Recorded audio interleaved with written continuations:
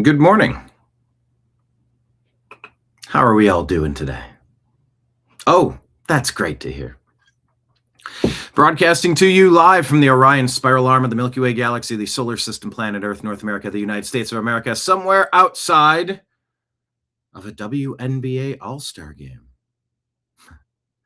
My name is Brian Engelman. Today is Monday, July 27th, 2026, and this right here, the thing that you are watching, is called the TNAM Daily Show here on the New American Media.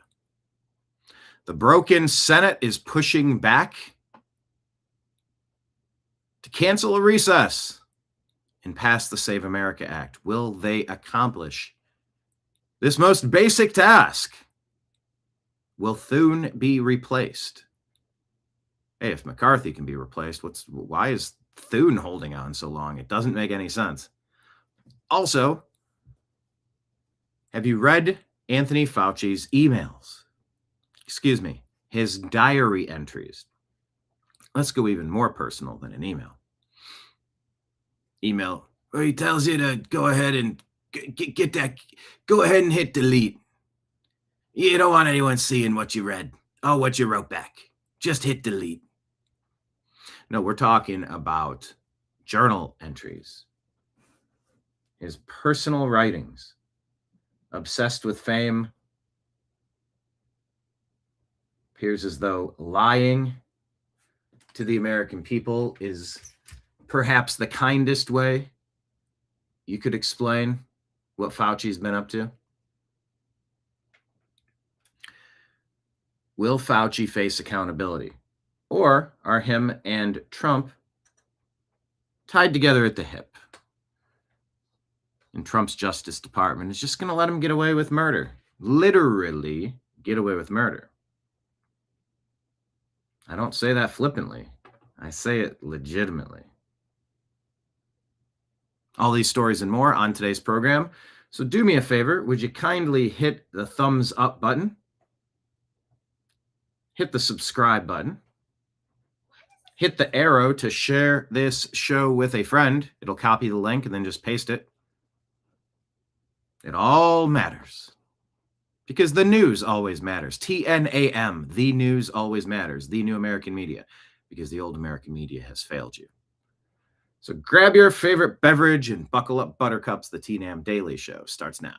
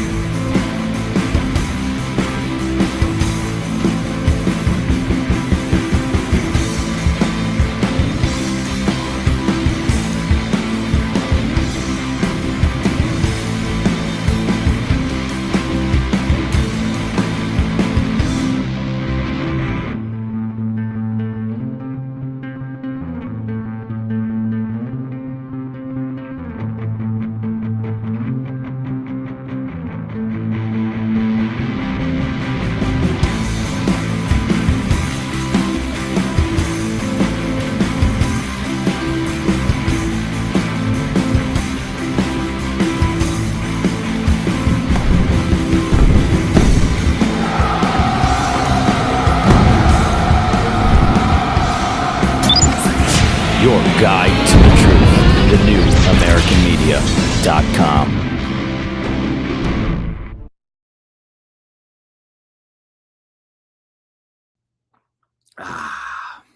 Good morning, everybody. Happy to have you here. Happy to see you. Over in Rumble, we got the ghost of Mitch McConnell and Elaine Chao in chat. Happy to have you. Ortho, Marion, Mark. Hello, everybody. Leanne, good morning. Mark is Mark is throwing some stories at me. I've shared a couple on X. Clarity Act and locking iPhones from Apple. Those are two interesting stories. If you want to share the news with us, follow us on X at American_media_. Share a story and then tag us at American_media_, and we will get a alert. And when we get tagged on things, if it looks interesting, we'll reshare it. Reshared shows reshared posts can become topics on the show. Thank you all for being here. We have a few days left in July. I want to say July has been a solid month over here on YouTube. And I kindly request that if you enjoy the program, please consider, for just $5 a month, you too can help a podcaster, a humble podcaster. In it. Yes, please consider the 3 places you can subscribe for as little as $5 a month or more, please more. Patreon, Rumble, and YouTube. You can become a subscriber as little as $5 a month. You set it and forget it. And on the first of the month, it kicks in, and then it transfers to this account. Then that account transfers to that account, and that account pays the overhead for business expenses. It's very straightforward. And it's how we survive. We don't sell you coffee or pillows or survival foods or survival seeds or solar panel banks or emergency radios yet. I have no problem taking sponsors. I just really haven't, I haven't gone the route to go obtain them. They haven't beaten down my door at this moment, but look, 1,700 videos over 15 years and 5 daily shows per week at minimum, roughly 2.5 hours long. We have a great advertising opportunity, but at the moment, we just tell you about what we're doing in-house under our own umbrella that we can control. So please consider going to Patreon. It's pinned at the top of our X account. In signing up, YouTube and Rumble, you can do the same. Or if you just want to throw some silver coins in my tip jar back here, because I'm bartending, you're here at lunch, I'm working off tips. If you're having a good time, if you're being entertained, if you're being informed, and you like the ambiance, you like the community, please consider dropping a tip in. All you need to do is take that little side credit card you don't use for all your normal stuff, link it to the YouTube channel, link it to Rumble, and you can drop a Rumble rant tip. $1, $5, $10, $15, $20, $25, $50. We've gotten all these various versions of tips. And it's huge for us. You know? We've kind of tried to pare down expenses and say, well, what are we looking at? Well, roughly, if we can generate $300 per day, Monday through Friday, I think our operations would be where we need to be. I think that'll get us to where we're at. We're talking life expenditures. Lord knows. It's not the same world we grew up in 10 years ago, 20 years ago, 30 years ago, or 40 years ago. So your support is crucial. That's why we also have Venmo and Cash App. It's at Brian Engelman. PayPal is fuzzinstallment@yahoo.com. And you can drop tips that way. Also, there's someone that wants to send a Western Union. Turns out I can use the P.O. box for this. I called their company today. So I will be responding to you directly. I mean, we'll take carrier pigeons and smoke signals. However you can show your support to the program, we're all about it. But yeah, if you have any other stories that you want us to share, want us to cover, tag us on X, please. Please do. Because already I've added a couple stories to the stack based on recommendations. There's no universe where we could know every story that needs to be covered. We're just going to do our best to share. One of the comments that we received from a longtime viewer, longtime fan, he said, the new American media finds stories I didn't see anywhere else. I didn't see anyone else covering any of this stuff that you guys share. And I said, thank you.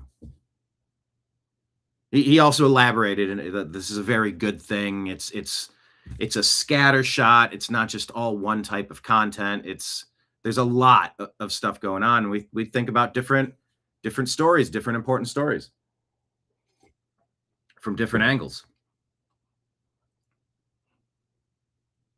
And that's what we try to do. I mean, over 15 years, we've been gathering interesting news sources and trying to bring them to you. You know, that's what we're up to.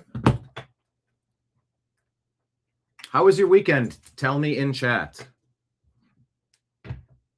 Mine was okay, pseudo uneventful. I sort of had grand plans. And luckily, one of the grand plans that I had, I would have quickly figured out about 3 hours in, the weather was not cooperating, and it would have been a very bad idea. So I sort of dodged the proverbial bullet with that one, and I'm very thankful for that. All right. Katie Miller here says, when's the last time, I guess that's her asking this question. When's the last time you did something extremely ordinary, like go to Target or CVS? Here's Elon Musk. Welcome back to Miami, Elon. How you doing?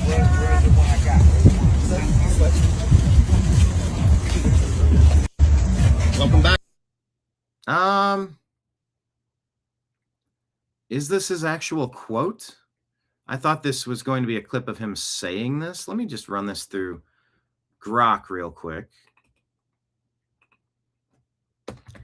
Is this a real Elon quote?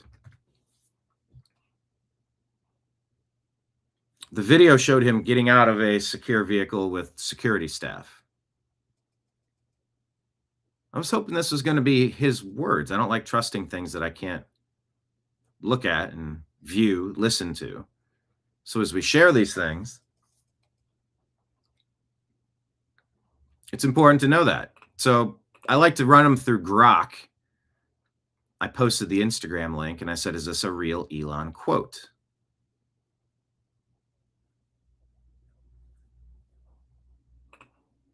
Well, usually Grok performs, and now today it's having a really slow go of things.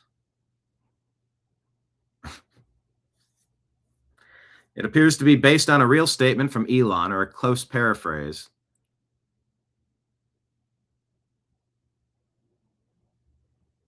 After September 2025 killing of Charlie Kirk, Musk stated that he needed to enhance his security detail, and noted that public appearances are difficult because there's an immediate "can I have a selfie" line that forms with serious security risks. You make one mistake and you're dead. Okay. Now we know. But this clip attached to this quote without context was pretty lame. Yeah, it's just sad there's so much violence. There were several attacks over the weekend, right? Islam inspired. One guy, I believe, said Allah made him do it. Welcome back. All right, let's check in on GOP Representative Andy Ogles about what's going on and what's not happening in the Senate. It's go time. Like, the American people want the House and the Senate to deliver. And look, John Quincy Adams loved the House of Representatives. It was the people's house. It's where you do the hard work. But we've served it up on a platter for the Senate. Go do your freaking job, John Thune. And if not, get out of the way. It's that simple. You've got literally going to have multiple choice. If you don't like that version of the SAVE Act, do Save America. If you don't like that version, do the other version. But this is something that's critical. Let me pause there. No. Not all of these versions are the same.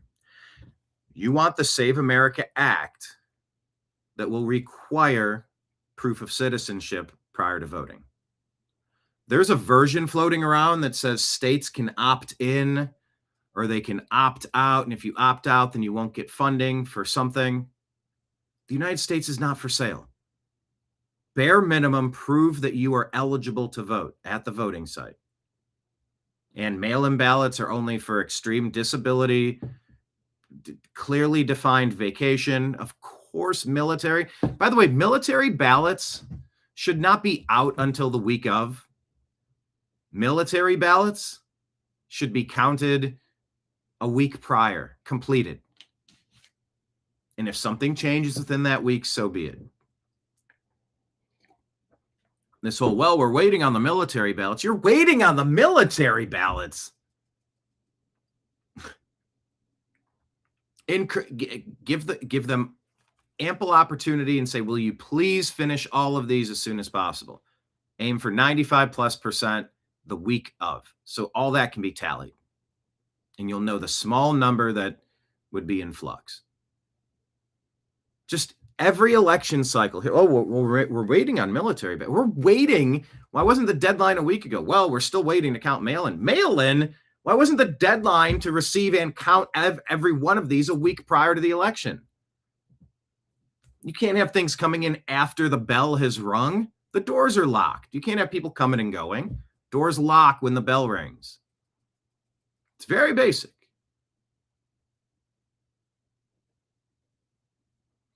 Reading about some of you in your gardening. Those pecans must be getting close. My walnuts have teeth marks. And I said in return, I lost 4 peaches. Ugh. I just didn't think they were big enough. And I turned back around and they're gone. The deer must have got them. Or the squirrels. Or the deer with squirrels on their heads. And my tomatoes. They just gnawed off the whole branch that had tomatoes on them. I got nothing. My garden is just garbage.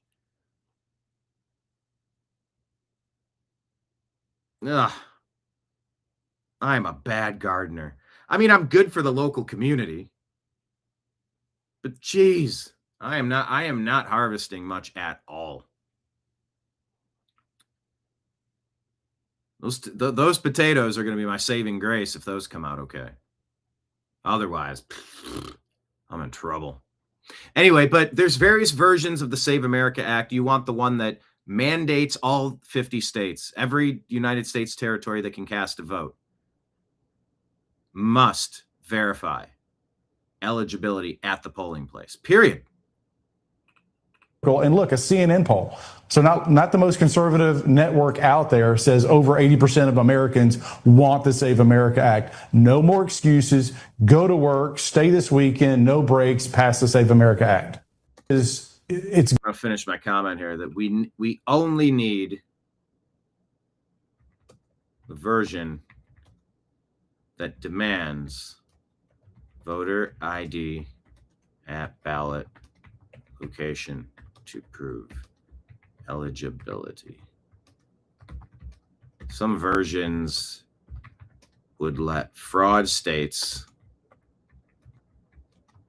opt in or opt out. So no, not all versions are the same, and no, it should not be connected to the National Defense Authorization Act, and no, Section 219 doesn't make sense. Pretty straightforward stuff here. Just because I don't want Section 219 too closely scrambling the eggs of the United States and Israeli military, it doesn't mean that we can't have a partnership with them, an alliance with them, because every partnership and alliance is temporary. Temporary. And if it's too scrambled together, it would be too convoluted if that relationship should change down the road. No, you can keep your alliances and your allegiances and your partnerships and your tariffs and your negotiations and your allies. Keep all of that how you want to do that. You do not need Section 219 of the NDAA, and the NDAA does not need to be a part of the Save America Act. And the Save America Act damn well better not be that fake version where states, the corrupt states, the fraud states can opt out. Capiche? Capiche. What's up, Unholy Hoax? Happy to have you. Would you say you're squirrel? What's the squirrel doing? Oh, no, Arthur said that. I'm fighting the squirrel. Yeah, my squirrels and birds and deer and raccoon and cats, everybody's eating good except for me. All right, what's this? Kristen Sokolov reporting there was a Berlin Pride terror suspect. ISIS linked, shot dead after charging police. German authorities say he charged officers with a bladed weapon during a police operation during Saturday's deadly attack. Investigators say he had previously attempted to join ISIS. The attack left 1 person deceased, 29 injured. The investigation is ongoing. She asks a serious question. When are the Queers for Palestine voices when an ISIS-linked extremist targets a pride event? Silence in moments like this raise difficult questions about consistency and selective outrage.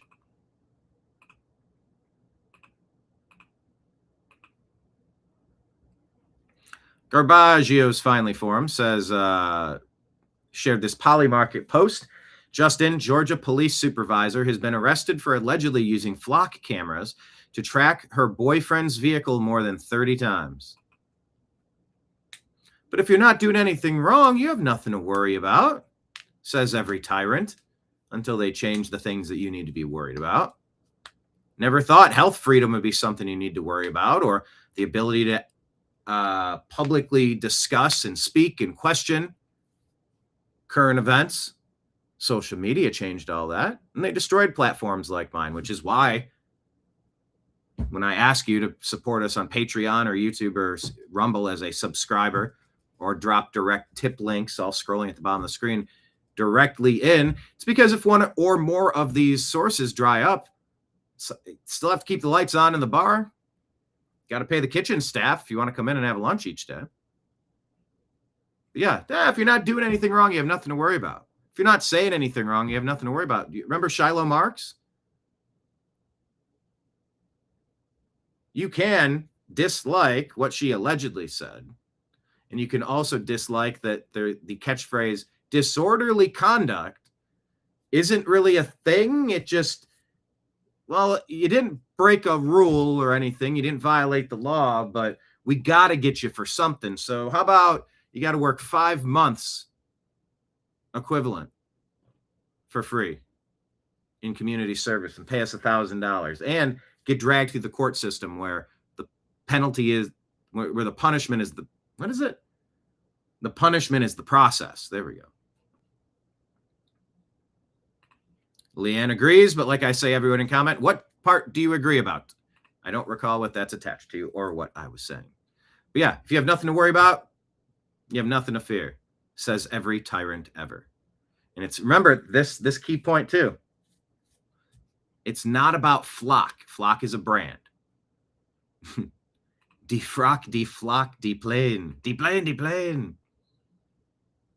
Flock is like a company.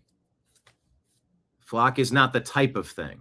Like GPS is like the global positioning system that uses satellites to kind of tell you where you're at and triangulates position and location and whatnot. Flock is like one of many brands trying to do this stuff. So if the goal from the Flock campaign is to destroy the Flock company, well, that seems to be working pretty well. The people are not too pleased with Flock right now. But what's that doing? That's crushing Pepsi-Cola so Coca-Cola can dominate the market, perhaps. So be careful on that component, please.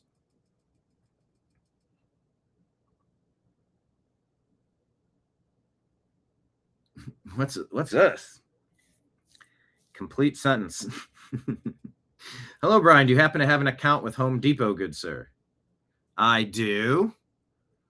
For what reason might you ask, Patriot Warrior? I mean, I've done renovations, so I got accounts with Home Depot and Lowe's, and I don't know what it means to have an account with Home Depot. I mean, I think I'm signed up as a contractor because we had to get so many supplies and stuff. Oh, Leanne says she agrees with the 219 vote. Nobody's saying you can't be a temporary ally, but every ally is temporary. You do not scramble things in permanently. And if you want to scramble it in permanently, call it America's 51st state and move on. I'm not advocating you do that. But if you want to call Israel America's 51st state, call it that. Get the senators, figure it out, make it happen. Otherwise, it feels like America is Israel's second state. That's rubbing a lot of people the wrong way. And in the midterms, when the top of the ticket is not driving people out to the polls, issues like this can make people think, well, this is really bad. I can't support this. I don't like this. And that's also not to say I hate that country. I hate the people that read from that book. I hate the... Normal people can have disagreements over the existence of God or what they should have for dinner. For the love of God, we are not children. Stop treating us like children. Anybody that wants to just try to say you can't have conversations, whether it's the big tech overlords who say we can't talk about Fauci and Corona and COVID-19, the vaccine. We can't talk about 2020 elections, whether we felt that they were fair and accurate. We can talk about everything. We do it over here.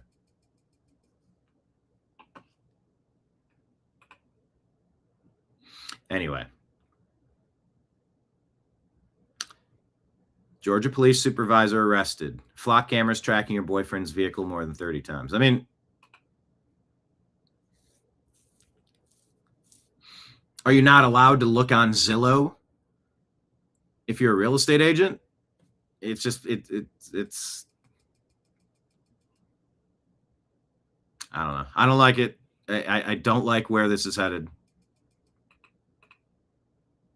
Okay. Go to the next one. Now, what is this one here? Saw this about Dominion internal emails. Let me ask Grok if this is true.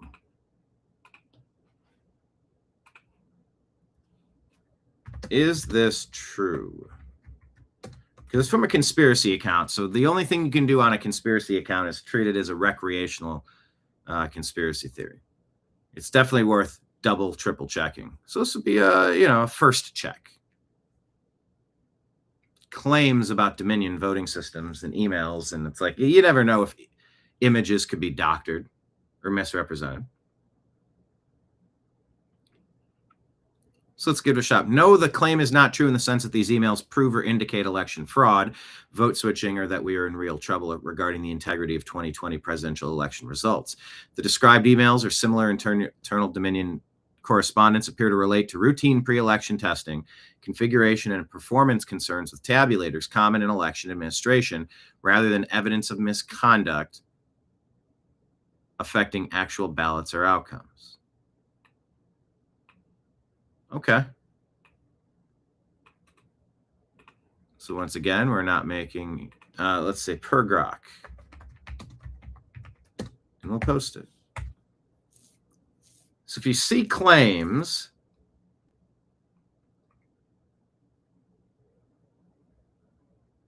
this obviously concerns the crap out of me. We may have some serious timing problems. Please tell me it's multiple machines.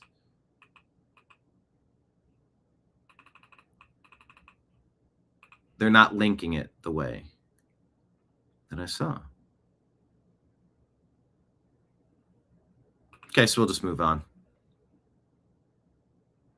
Not a single election fraud claim has been proven true in a court of law. Nick Shirley wants to give a shout out to Homeland Security for arresting and charging this Michigan man. Is this an Islamic dude? He's wearing, oh no, that's a bandana. He's got the beard. Nick Shirley wants to give a shout out to Homeland Security for arresting and charging a Michigan man, Michael Gary Peterson, for openly threatening and plotting to K me and law enforcement. Quote, stop breathing, otherwise I'll do it for you, end quote. The threats are real when you are exposing real. When you're exposing evil. He's posting about getting run over, who have had enough, essing these officers in the face, throwing grenades. This guy's out of control. This is why we need to start essing ICE. I have a bullet with your name on it. Just ess them. Yeah, of course you arrest these people. FBI most wanted fraudster, $547 million Medicare fraud scheme. Khalid Ahmed Sadari. Okay.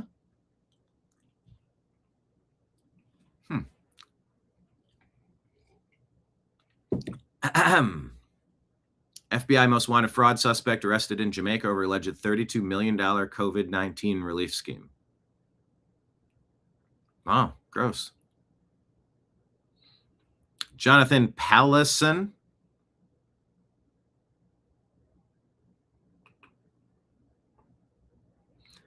Net cost and grape conviction. Immigrant groups who are the most are also the ones we pay the most to live in our countries. I think this is from Europe, Somalia, Syria, Palestine, Afghanistan, Iraq, Iran, Morocco, Turkey, Pakistan. Rape conviction rates. Huh. Protect Nick Shirley. This one was tough on CBS. More heroes trying to help. Wildfire. Horses frozen in fear. I don't even care if they run loose. Come on, come on. Come on, buddy. Come on. Horses. Come on out. Fire out the window. Come on out. Okay, come on. Yep, it's coming out. Come on out. Come on. Just a reminder that, you know, the people that are out there working in law enforcement sometimes, hopefully more times than bad, and firefighters. These people have an impossibly difficult job and heroic acts, man. Like, it's just, they were able to save almost half of them. Come on. Yep. Come on. Get out. The horses are just looking outside and everything's on fire. Like, I'm not going anywhere. Get out. Go. As flames fully engulf the barn adjacent to them at the Saratoga Casino Hotel harness track, June 16th. Go. Yep.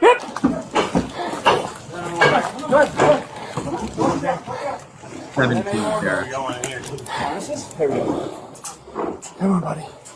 Oh, come on. You're okay. Get right on his neck again. Come on, buddy. Yeah, we got her. Come on. Watch his rear. Horses are so big and powerful.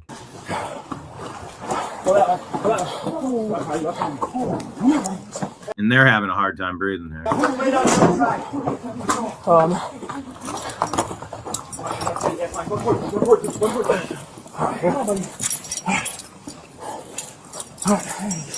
on, buddy. Come on, I got you. Let's go. Oh, easy.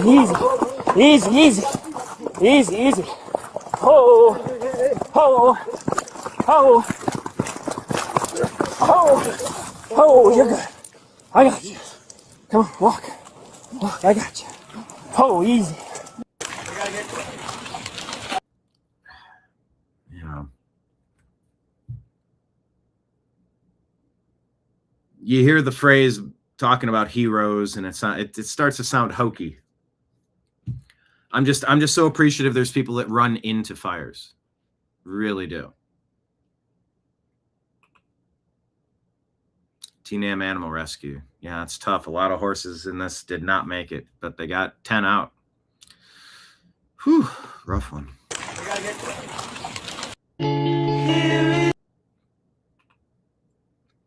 What's disgraced propaganda saying from Gentry Geevers?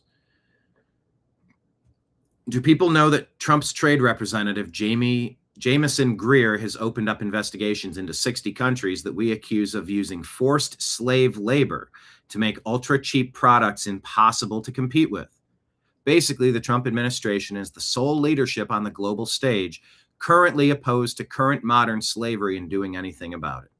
All the liberal nations of Europe, etc., just let it happen.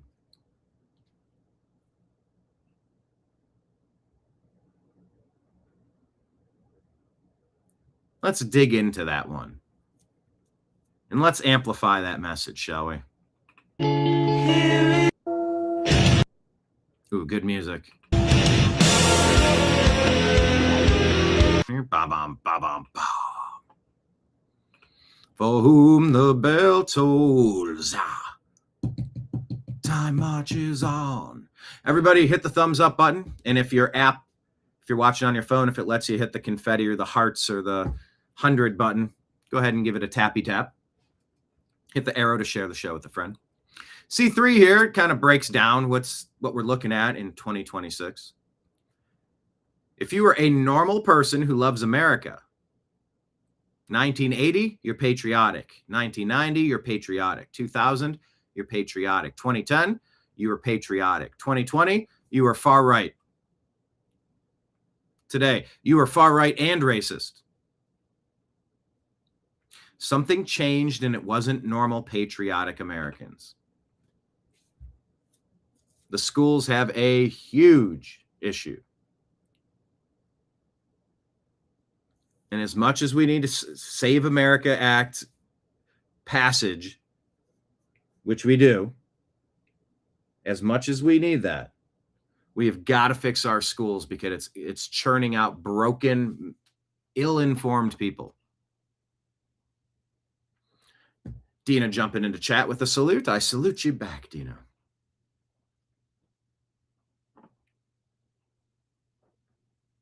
Patriot War saying the hearts and stuff are missing on my end of YouTube. Nothing to tap. All right. Yeah, maybe it's all been phased out with a new update.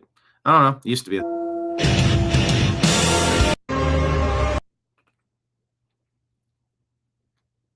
Gentry Geevers with another one. Look at this. All right.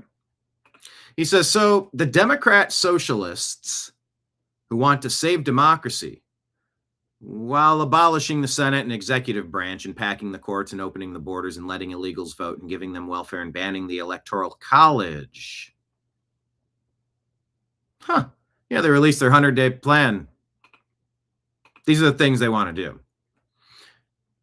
Abolish the Senate and executive branch, pack the courts, open the borders, let illegals vote, give illegals welfare, ban Electoral College. Gentry says, yeah, that doesn't sound like they want to save democracy. No. No, not even remotely close. This is crazyville stuff.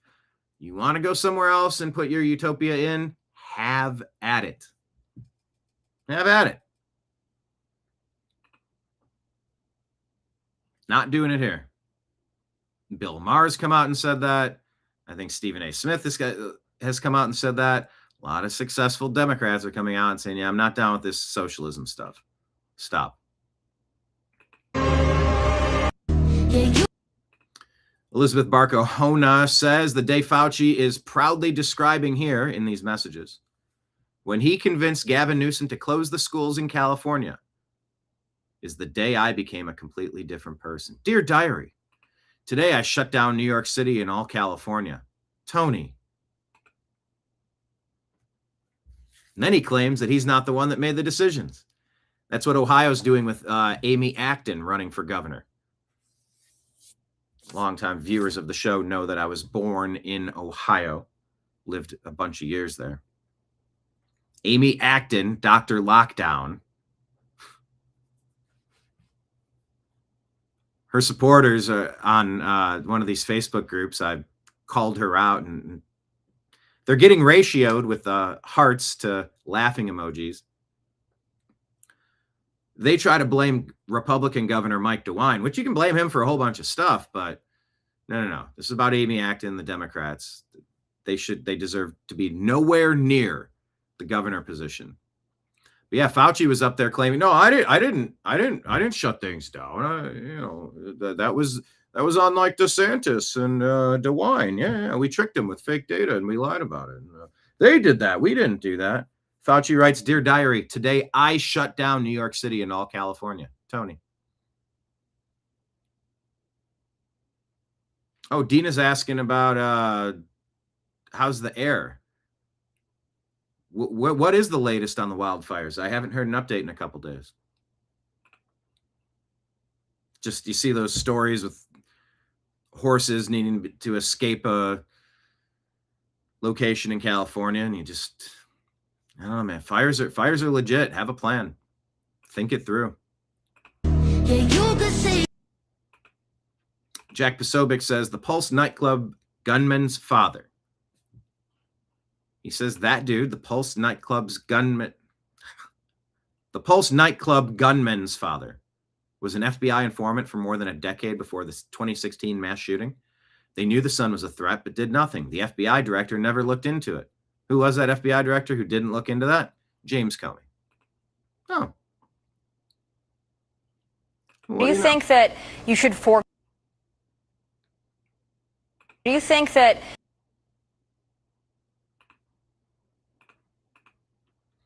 Aaron McIntyre reminds us that the United Kingdom is covered in a network of closed-circuit TV cameras. The average citizen might be filmed upwards of 70 times a day.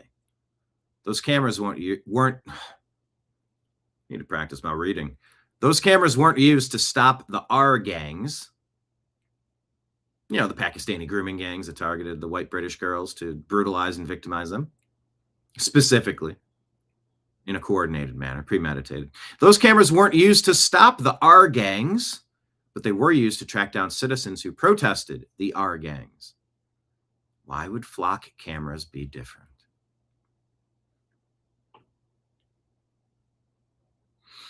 Hello, Arnold checking in. Hello, Arnold. Give you the salute over there. I got good news. I did call Western Union, and I can provide the P.O. box number, and that will be sufficient. So I guess next steps, I need to just send you the P.O. box number, I believe. So I will do that through email. But I did call, and I did get confirmation on that. Thanks for checking in. David saying the air seems to be pretty clear in Ontario, but I'm not sure about the rest of Canada. Gotcha. Yeah, flock cameras are not necessarily going to keep you safe. They're going to go after people protesting our gangs. They're going to go after people that they dislike. Show me the man and I'll find you the crime. Libs of TikTok says, fun fact of the day, illegal aliens contribute about $31 billion in tax revenue per year, according to a report by FAIR. Oh, well, I mean, that's $31 billion more dollars. It sounds kind of significant, right? Oh, but they cost Americans an estimated $182 billion per year. If my quick math serves me right, that's $151 billion of cost net.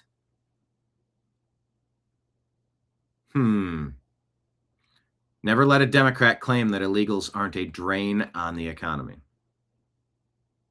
And how much of the things that are happening, how many of the things happening are actually taxed and go to the coffers that are paying for the social services consumed by the illegal aliens?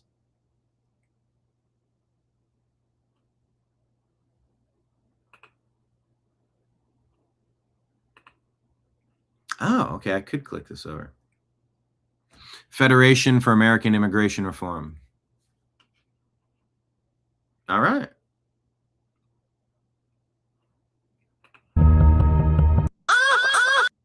Elizabeth Barcahona again says the left is making fun of us, implying that our sudden focus on the rise of communism in America is coordinated.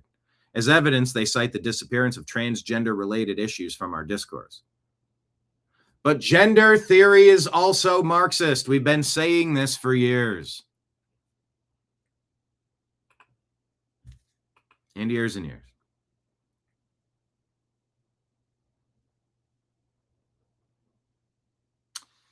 What's James Lindsay saying? See what queer means. Identify destabilization and the obliteration of standards of normalcy and decency for the purpose of achieving Marxist objectives. It's a political practice of railing against what is for the crime of being.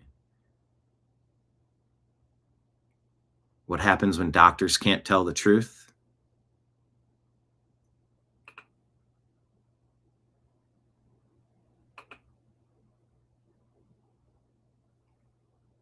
Okay, these are like little clips. I can't really.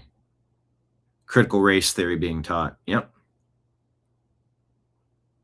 Ibram X. Kendi. Okay. Once again, we got to fix our schools and we got to do it yesterday. Here's another one. Breaking. 3 women injured as a knifeman went on a stabbing spree near Port de Clichy. How do I pronounce that? In Paris, France. Just got a knife running around and slashing people. This poor woman. Do you have any? I think she just got slashed on the side there. Oh. I don't think that was the same guy, was it?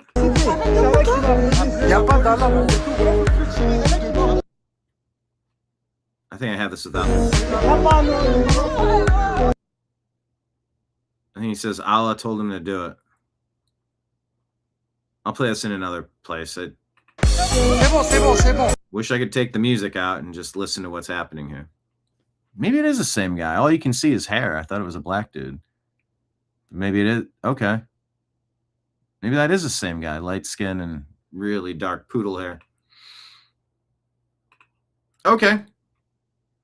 Is this a Parisian or somebody that snuck in the country over the past few years? Very curious to know. Be careful when you're out and about. All right. Senator Jim Banks here on Fox talking about children of invaders are not eligible for birthright citizenship. Correct the law, correct the issue. You introduced the Citizenship Act of 2026. I think this is so important, Senator. Can you break this down for all of us and tell us about this? Well, every generation has a Supreme Court decision that's so bad you hear about it, you read about it, and you think how could the Supreme Court rule in the way that they did? And that recent decision that just came down that struck down President Trump's ban on birthright citizenship is one of those decisions that I had so many of my friends and so many Hoosiers reach out to me and said, how can this be the case? But in the decision, it was a 6-3 decision to strike down President Trump's executive order.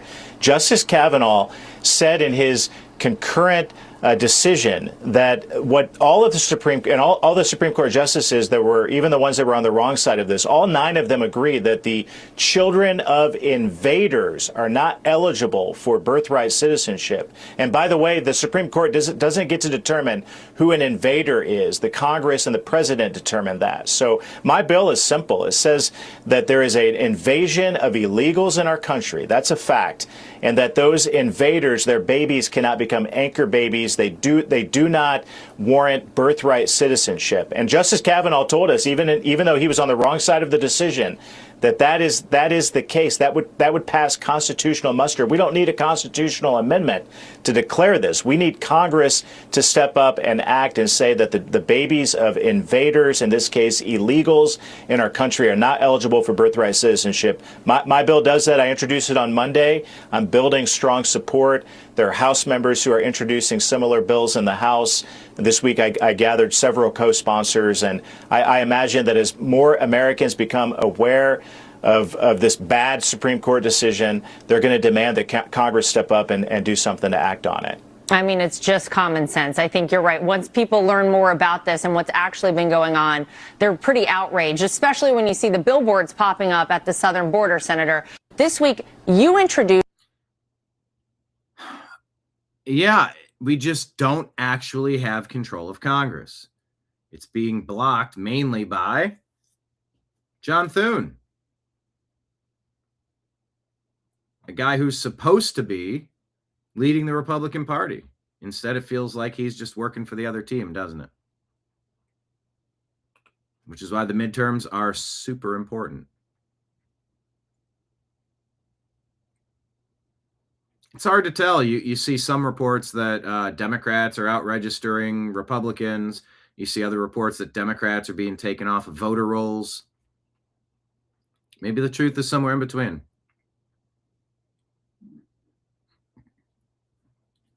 I just don't see this working out very well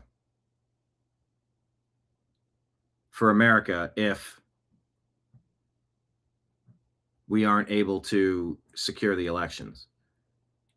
And so I don't know what the next steps need to be. And I could sort of tell you what's not working, the status quo. Definitely not working anymore. This week, you introduced... But if you could get the big majority that you need, you could actually get the right stuff accomplished.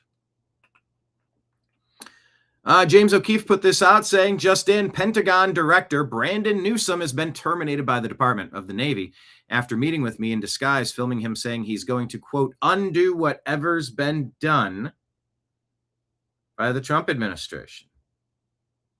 Oops. Maybe you shouldn't have held that belief.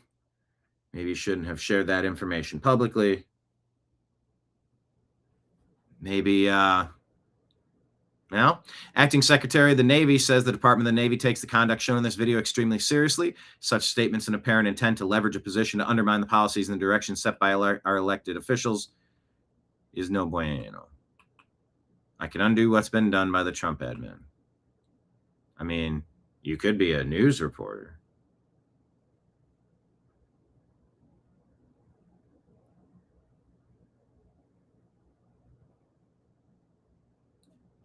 So there you go. Yeah. How many more of these guys are lurking in the military? That's a great question. James O'Keefe getting it done again. I used to look like you, but dressing like a mess. No, it's not me. Priorities Britain. Not following the account, but all right, we'll see what they're about.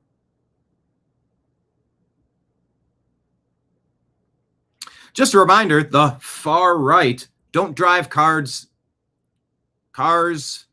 through crowds. Just a reminder that the far right don't drive cars through crowds. We tried to deport the people who do. So let's make sure we don't use that term, far right, anymore.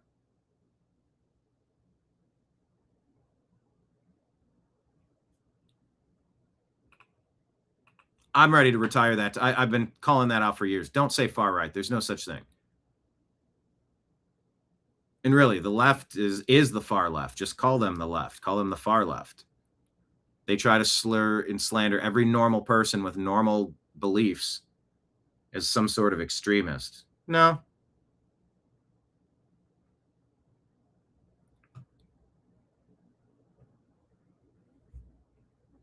Not doing it. Not tolerating it. Not putting up with it. Retire the phrase.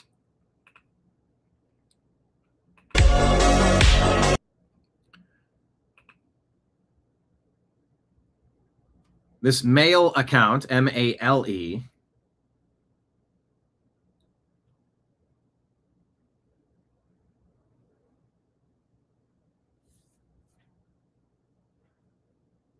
put this out. So if you ask, I don't know who they're talking to here. Is it ChatGPT or Grok or something?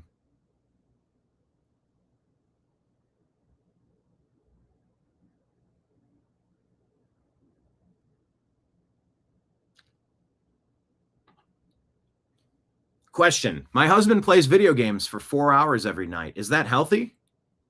She asks. AI. That's a serious red flag for video game addiction. He's likely using it to escape responsibilities. You should have an intervention and limit his screen time. Change it. You know, this is what I like to do anytime you got complicated Muslim Jew story or complicated gay straight story or trans straight story or Republican Democrat story or black white race story. Reverse it. Just reverse it. Male, female, reverse it. So if you just say my husband is doing this and you say my wife is doing this, AI allegedly, now I don't know if this is true, but like I've had report after report after report about artificial intelligence being super weird, super woke, having anti-male, anti-Christian, anti-straight, anti-conservative bias throughout all of the code. So when people are saying AI data centers aren't needed, it's like, well, if the globalists pushing their divisive hatred agenda are the ones programming it to be stupid, then that's all we're going to have. If the communists in China put it together, what do you think that they're going to have a huge anti-American bias, anti-strong male bias, anti-conservative political bias, anti-capitalist bias? So I think that's what people are saying about the AI data centers is we better put it together the right way or else the wrong way is going to be haunting us forever. By the way, easy solution to the data centers. You got to dig them into the ground so there's no buzzing and humming and just causing a problem audibly for everybody. Capture your own rainwater, have your own water supply, your own treatment facility, catch every single drop that hits there, gather everything around the perimeter and pump it up. Reuse your same water. Don't be a burden on the supply. All the runoff needs treatment in-house in your facility and your own power generation. where 20% of that must be fed back in to the energy grid to lower costs. That's the beginning point to have an AI conversation about data centers. If they're going to ultimately be used to surveil and destroy us, Terminator 2, that's a secondary conversation. But if we don't train AI to not be anti-male, the answer here, absolutely. Gaming is a fantastic stress reliever and cognitive exercise. She deserves that time to unwind and connect with friends. Oh, that's very positive. But what if my husband plays? Well, that's a serious red flag for video game addiction. He's likely using it to escape responsibilities. You should have an intervention and limited screen time. Kind of sounds like the people educating, indoctrinating our kids, running HR departments, the awful crew.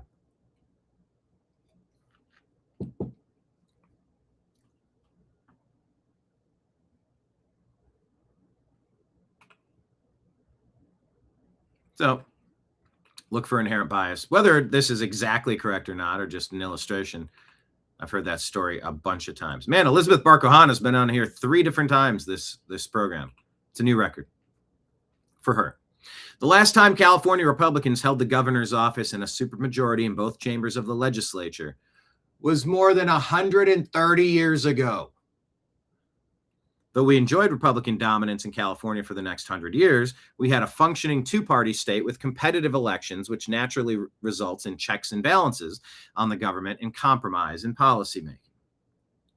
Since the Democrats took over in the 1990s and then held a supermajority for 12 of the last 14 years, things have gone horribly wrong here.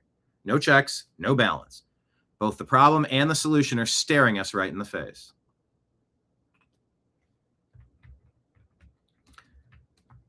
I'm going to put retired Democrats button. There. Now there's a button you can press to retire Democrats. Let's check in on those awfuls, the angry white female leftists. How are they doing? Russell Brand shared this. I'm not entirely certain where this event is at, but here you go. As expected.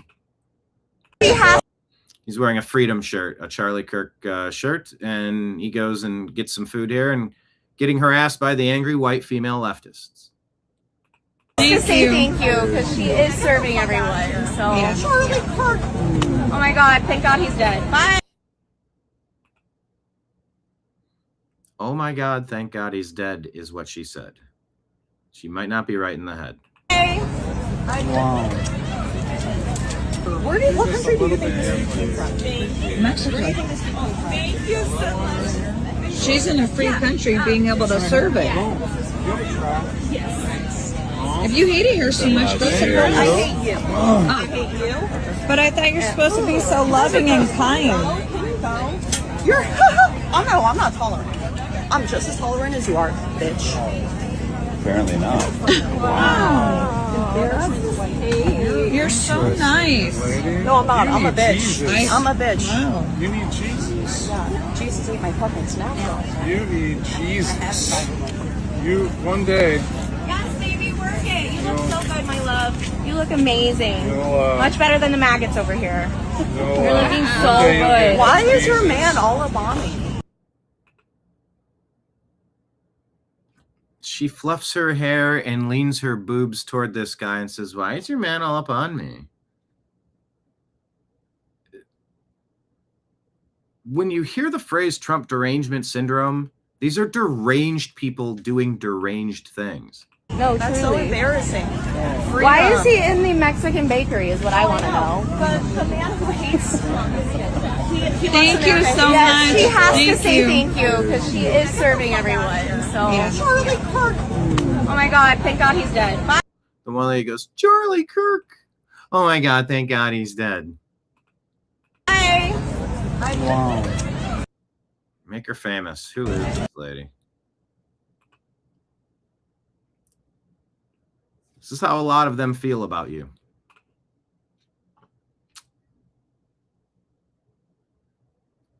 Issaquah Farmers Market. Kelsey Ballin? Oh, we know who that is?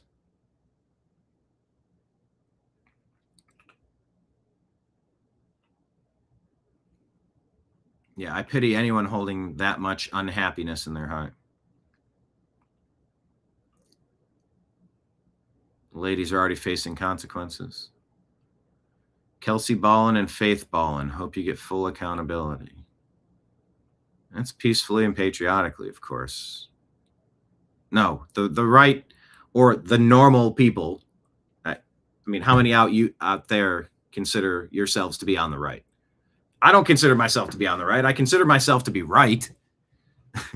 I'm trying to figure out what the hell's going on, and is this person making more sense than that person? I don't consider myself to be on the right.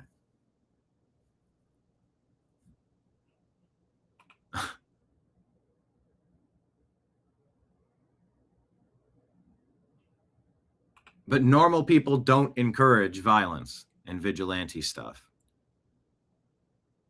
Self-defense against demons? Yeah. Got to do that. Got to defend the flock. Yeah, these two, oh, she's a nurse? Well, I don't know what's going on with Faith Ballin or Kelsey Ballin. Oh, these are nurses.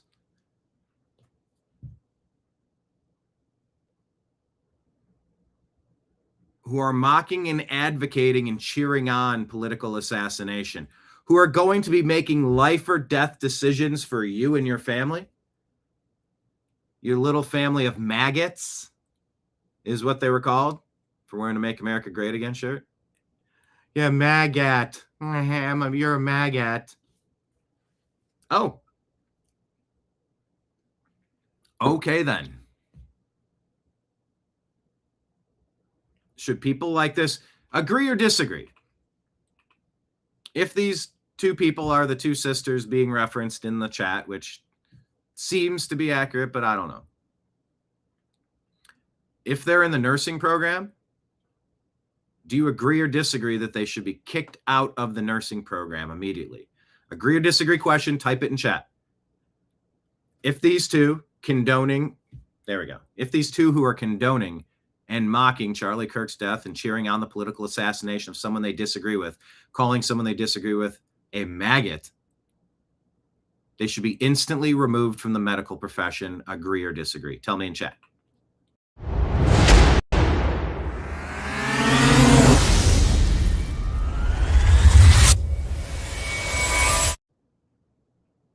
All right. Well, let's check across the pond for some more awful action.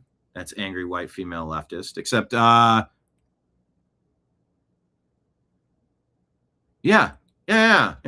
Angry white female leftist. Yeah, it doesn't matter where you're at. I'm getting a pink-haired nose ring here. Gad Sad says Ahmad attacks people at a pride parade because Islam. White liberal woman with aposematic hair coloring. I don't know the phrase aposematic. White liberal woman with aposematic hair coloring concludes white men are to blame. Suicidal empathy is a fatal disease of the human spirit. I'm getting really, really sick of this. I'm getting really tired of having to repeat myself over and over again. Okay, we'll repeat So it. today, because there was an Islamic extremist who ran people over at an LGB, etc. parade in Berlin. in Berlin, there was an attack. Yeah. A van drove through a crowd of people celebrating Berlin Pride Parade that they have every year. It's a huge parade. It's one of the biggest. And they injured, I think, at this time I'm making this video, this is subject to change, 17 people, and one person is dead. Okay, so it's a breaking story. There are going to be things that are going to come out and change throughout the life of the story, you know, average. So the suspect is an Islamic extremist. That's their suspect right now. That's what I read, okay? I'm not going to say anything about the rest of the Muslim population because of actions of this one person. But what I can say is the people who were celebrating about this were all white men, young white men, with crosses in their profiles. Because celebrating?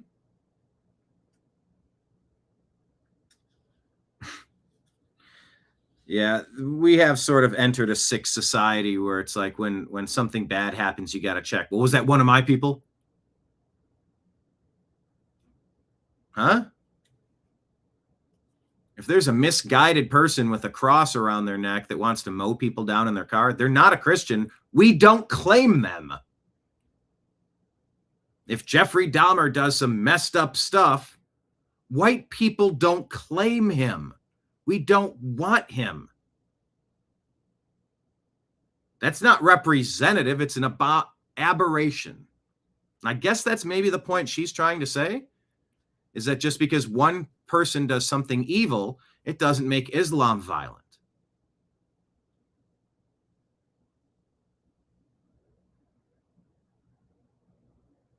I think that's the point she's trying to make here. Because we've all seen it. We've all seen how you guys react towards gay people and how you wish harm on them constantly. No, I don't think that's the case at all. No, that's not conservatives that wish harm on people. I get a constant hate on my videos, especially about trans. Well, do you get challenging conversations on your videos because you make terrible videos and people disagree with you? If so, that should be exactly what to expect. Oh, I think she says especially trans people. Well, we're entering a different territory with this. Trans people. You're not going to hide behind another scapegoat group and pretend that they're actually the violent ones when it's you. You hold the same exact beliefs that this man who did this attack did. And you're trying to distance yourself from it.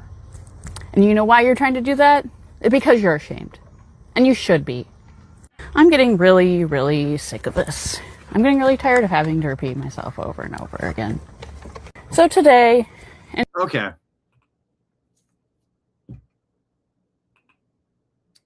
A lot of you agreeing, by the way, that if those two who are advocating and celebrating and mocking the political assassination of someone who they don't personally agree with every issue on are nurses, they need to be kicked out of the program immediately. They should not be allowed to provide life and death care to people because there's something broken in their brain. If you're not like me, I hate you.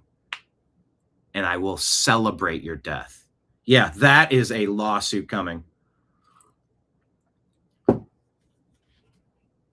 for the next person, medical malpractice. How many times do you think that's happened? A doctor or a nurse has intentionally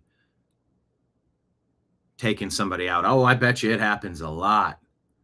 These are very angry, violent leftists seeking retribution on a system that did them wrong. They love the act of punishing. I want to punish you. I must punish you. We can't let anything ever go. See, and she says, don't pretend. It's the same thing, especially with trans people. Christians feel the same way that Islamic guy does. No. Just to clarify.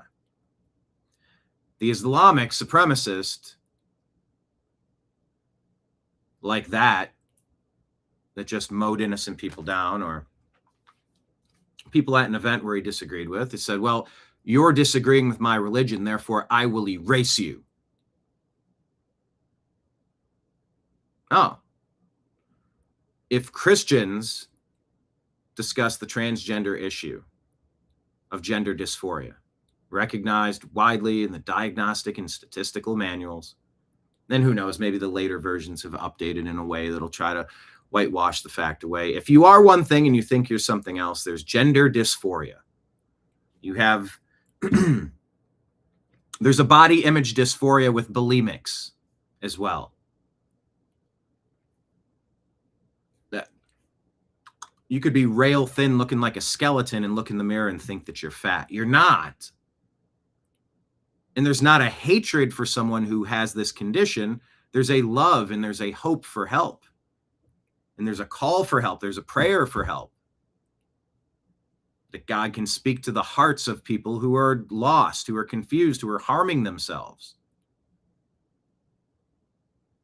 And you might not think it's a big deal to harm yourself with an unnecessary genital mutilation as an 18-year-old adult. There's a lot of libertarian-leaning people that say, hearing about the lifetime repercussions of trying to do some of these things and the regret from so many people who have gone through this, it seems prudent to advise against doing this. But if you want to use your money to do something that you want to get a face tattoo, I don't think that's a fantastic idea. If you're going to use your own money as an adult to do something, it's your call. There you go. But protecting children from unnecessary mutilation is a separate issue from just being trans. There is no call from a real Christian to harm anybody that's gay or anybody who is trans or gender dysphoria. There's an earnest concern for their well-being, physical, mental, spiritual, emotional, all of it.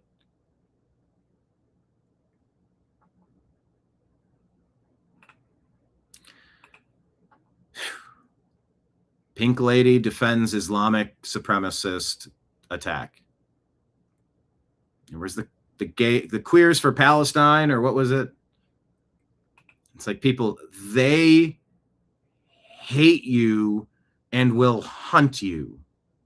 You might disagree with the American libertarian or the American MAGA member or conservative or Republican. They're not trying to hunt you or hurt you. Islamic supremacists. I'm getting really. Scott Pressler has a message from the American people. If the Senate votes to take a 37-day vacation without passing the Save America Act, we are more than happy to give you a permanent vacation from the Senate. Peacefully, of course. Peacefully, of course. Scott continues, holy cow, you're going to want to sit down for this one. The Pennsylvania Department of State just conducted a massive voter registration purge. This comes after we've been exposing non-citizens on the Pennsylvania voter rolls. Democrats just lost tens of thousands of voters. The thing that never happens keeps happening. I'll post the data shortly. Citizen journalism works. Check out my interview with Scott at the Milwaukee 2024 presidential GOP convention. Thank you, Scott. Danielle Gill says transgender TikTok influencers have begun burning Sophie Cunningham jerseys in response to Sophie not wanting men and women's sports. Yeah, Sophie's the one that doesn't want that. Nobody wants that. Does the left not realize that buying these jerseys to burn them still helps Sophie? And nothing wrong.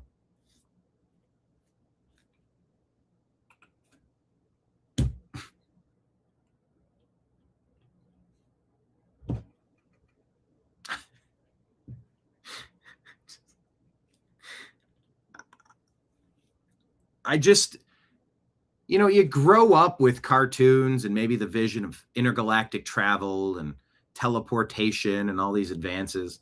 And you figure that as you grow older, you're going to start figuring out the basic problems and you're going to work on more increasingly challenging scenarios. Why does it feel like we spend so much of our time on things that just don't seem like they're complicated in any way? And I don't understand why we have to keep having these conversations. But here we are. The WNBA player who's in the Women's National Basketball Association getting critiqued for reiterating that the W in women stands for women. If your chromosome includes a Y in sports, you must compete with guys. That's it. No hatred. Do your thing. If you're good enough to play with the men, play with the men. But there's no amount of hormone replacement that's going to change muscle structure, bone density, power. Nothing changes that. So, well, this is the fifth. Here we are. Well, this is the fifth time. And so far, nothing has changed the Save America Act passing. House GOP has passed it 5 times. Senator Jim Banks here. Just 5 times the Senate is just failing the American people. Can't we just call that treason? The House has passed the Save America Act. I'm frustrated too. The Senate should abandon the so-called traditions and the filibuster rules, nuke the filibuster, do whatever it takes to pass the Save America Act. I think the NDAA and the upcoming reconciliation package that By the way, the NDAA with 219 should be separated. This should not be blended together into some watered-down version of the Save America Act. that the House is going to send over to the Senate are the best opportunities that we have to pass Save America Act requiring voter ID. The NDAA is very important for our troops and our military. And by the way, Democrats are blocking funding for our military at a time when we need to replenish our munitions stockpiles and support our military. And that's a story too. Either the United States is low on military stockpile or it's not. Might be. We should have the most robust backup system you've ever imagined.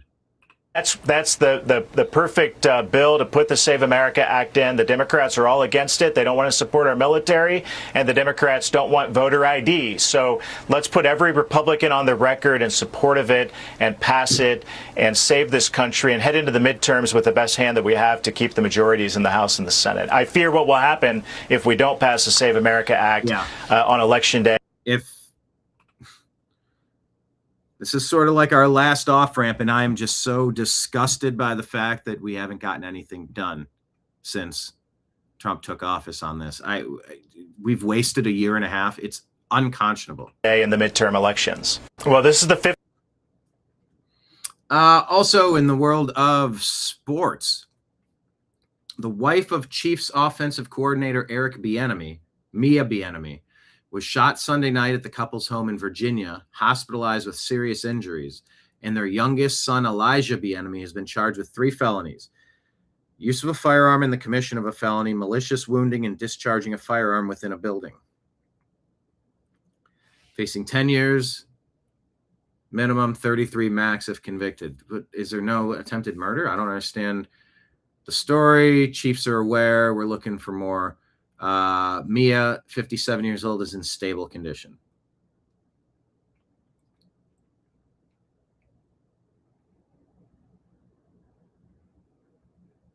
In case you were unaware, that's also happening. All right. Well, this is the 5th time that. Yeah, Spencer Pratt said this nicely. There's another way to say this. He said you can vote your way into communism, but you can't vote your way out. True. The other way is you can vote your way into communism, but you have to shoot your way out. No, that's not an advocation of violence. What that is historical research showing us what happens. You sell your country out.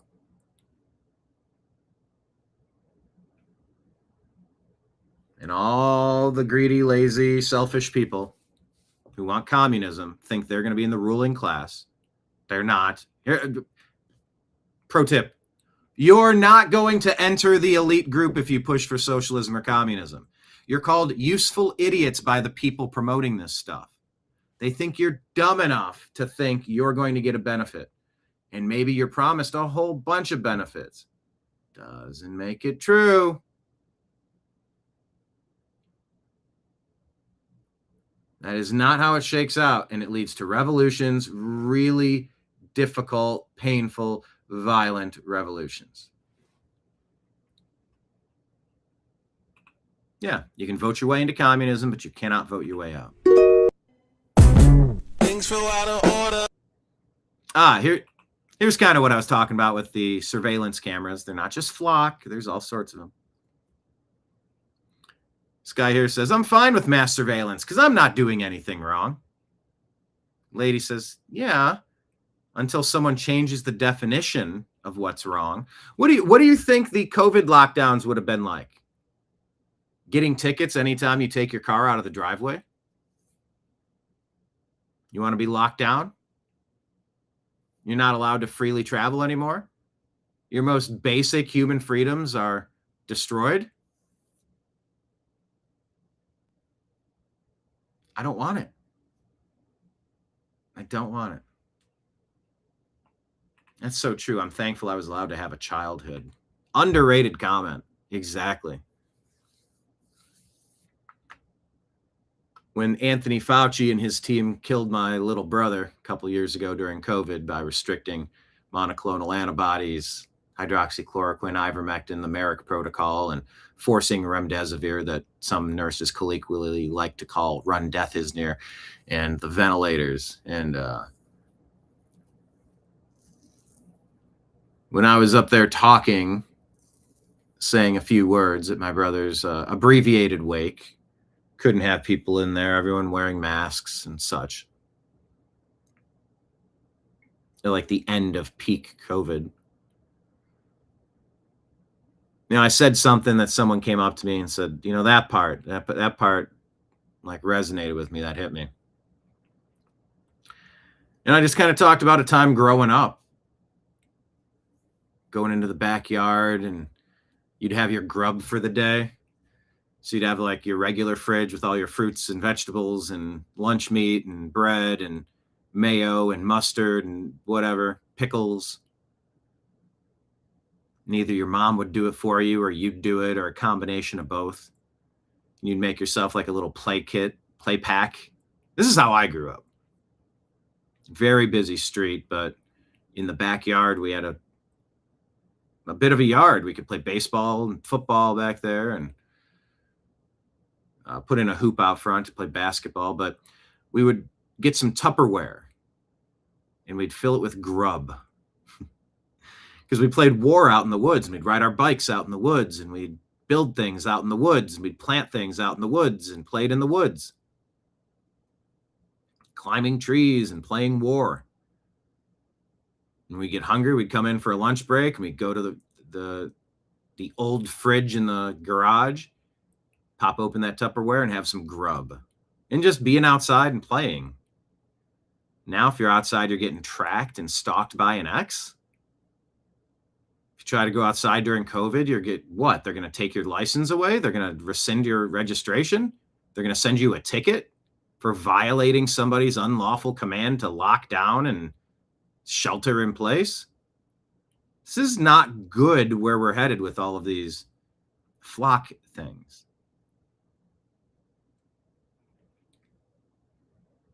So yeah, I'm not doing anything wrong. What do I care? Yeah, until someone changes the definition of what's wrong.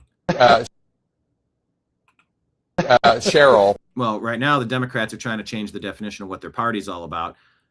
And it's not really like they're changing anything. They just took the Scooby-Doo masks off. I'll play that for you in a second. Of course, at this moment, I just kind of like to draw attention to the bottom of the screen instead of selling you coffee or pillows or survival solar panels. Thank you to the people who have signed up to become monthly sponsors of the New American Media on Patreon and Rumble and YouTube. This is your call. Maybe today's the day you just take a couple of moments, sign up on Patreon or Rumble or YouTube for as little as $5 a month and say, yeah, I could buy you a cup of coffee once a month, every 30 days. I give you 2.5 hours every weekday. So that's what? That's like 12.5 hours, 25. That's about 50 hours of free programming a week. I don't know. 50 hours divided by $5. Yeah, I could buy you a cup of coffee for $5 a month. And by the way, anyone on the $15 tier, the $100 tier, or the $1,000 tier, let me not sit here advocating for a minimum $5. But if you like the show, if you like the community, you like the camaraderie, you like the enlightenment, the joke telling, and the program that we put out, please consider becoming a monthly sponsor. If you want to do a one-time Rumble rant or super chat and toss a couple silver coins into the tip jar behind the bar, with which the bar where we gather each day, you can do a Rumble rant tip or a super chat tip. We're close. We're like, I think this might be our second best month since we reinstituted our advertising policy. By the way, I went back and I found about 20 videos that were not getting monetized. I'm telling you, man, Google, YouTube hates me. They hate the New American Media because they hate you. And you should see the stories they don't want me to earn an income talking about. But that's why your direct funding is so crucial. I found like 10 or 15, and I bet you there's a whole bunch more that I'm going to have to go through and resubmit. And I'm sending help requests through Google. This should be monetized. Please correct. This should be monetized. Please correct. Yeah, 15 years of making content, you know? Anyway, we also have Venmo and Cash App at Brian Engelman, scrolling at the bottom of the screen, or PayPal, fuzzinstallment@yahoo.com. Thank you again, everybody. You do make it. You do a great service to all of us, and I appreciate it greatly.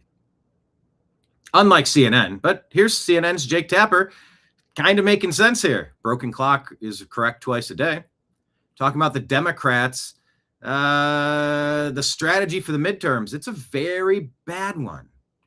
The governor of New Jersey made this announcement today, a surprising announcement. Nearly 400 non-citizens voted in New Jersey elections as a result of what she calls a serious software error. Governor Sherrill posted this quote. Yeah, and that's not a serious software error. Software can only do what it's programmed to do.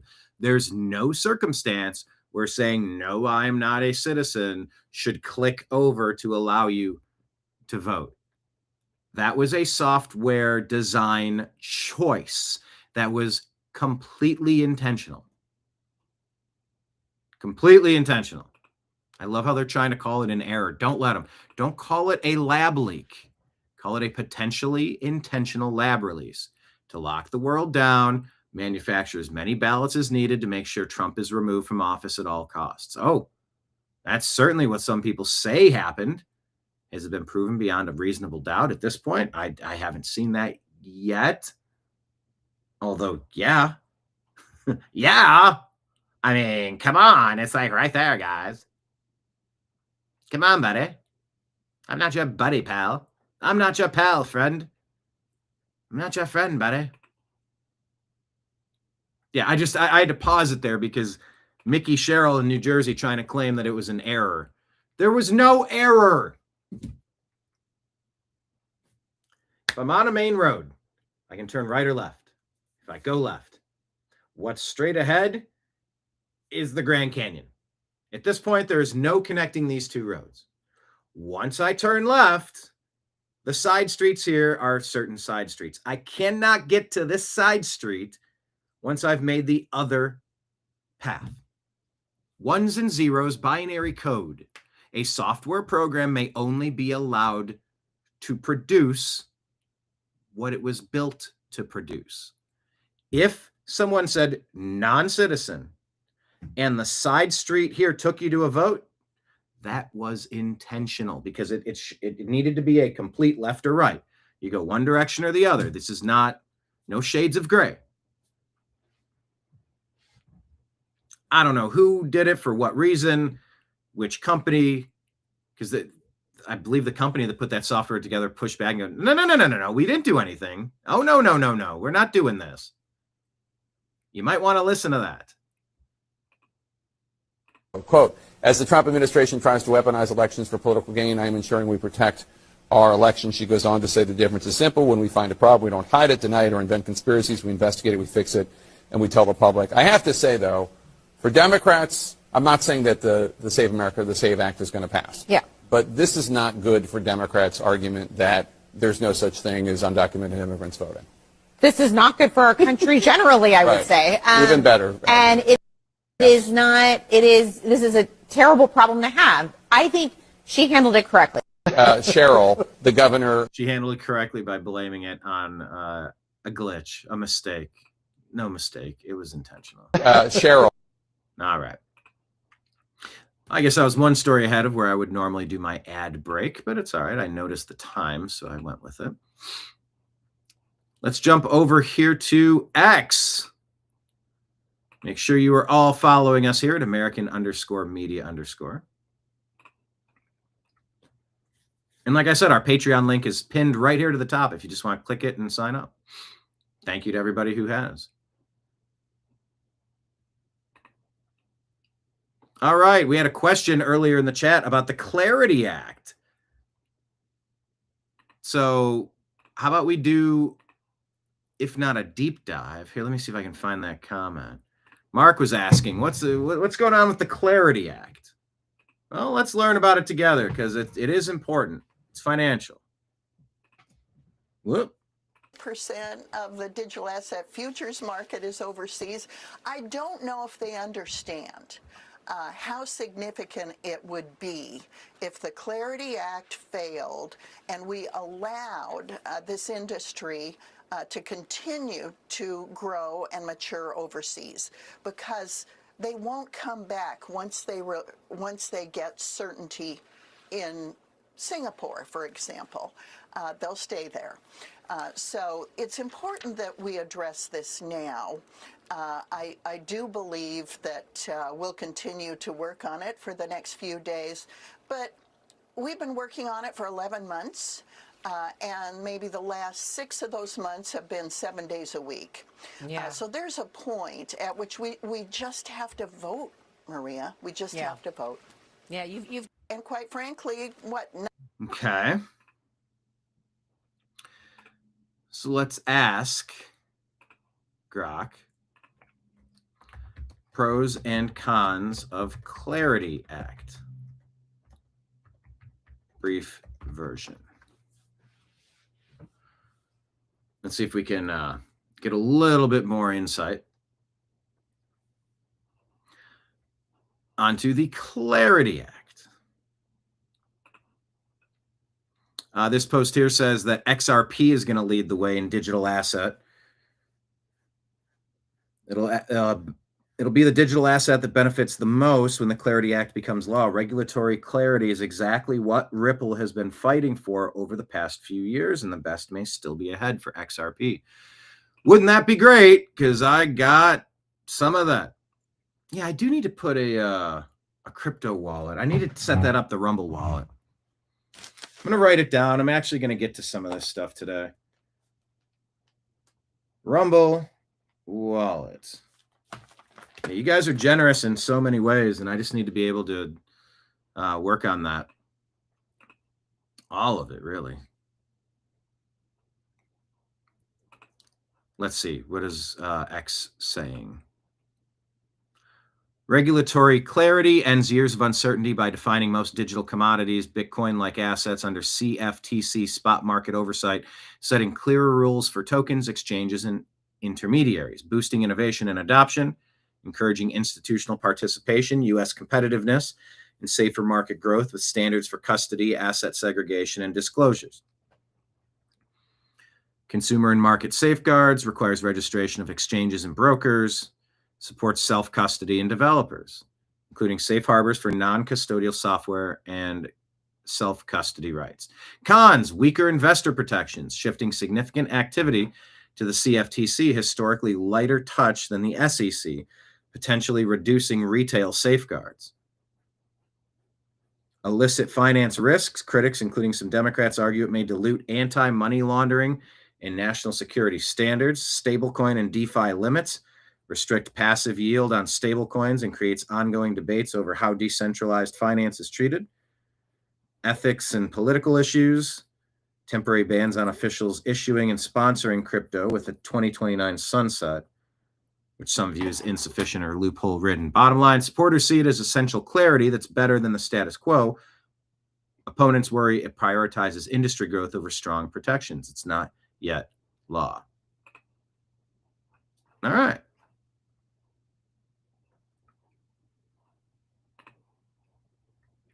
Do you have an Apple phone? From The Verge. iOS code could let Apple lock apps when users miss iPhone payments. What does it mean? Code in an iOS 27 beta points to a restricted mode for financed iPhones after missed payments per 9 to 5 Mac. Right after Bloomberg said Apple is prepping an Apple upgrade lease program with Klarna in the mix. Miss a payment and the phone could lose nearly all apps except basics like phone settings in the App Store. It's soft brick pressure, not just a late fee letter. Oh. It would let financing partner apps keep checking whether the device is in good standing. partner finance lock aims to block, erase, resale, or stripping a restricted device for parts without giving partners the phone's location. It's beta mode, and it could change or vanish before iOS 27 ships. Apple didn't immediately comment to The Verge. Stay tuned. Tell me in chat, what phone do you have? Do you have an Android or do you have a Apple? Android or Apple? And would you use an X phone? They've toyed with the idea. And I think, as Scott Adams pointed out, Elon, when tasked or pressed about a Tesla phone or a SpaceX phone or an X phone, he wants X to be the everything app. He sort of said that instead of each phone being different, the phone will just kind of turn into a remote control with all of the apps there. So the fact that the future could look very different for cell phones.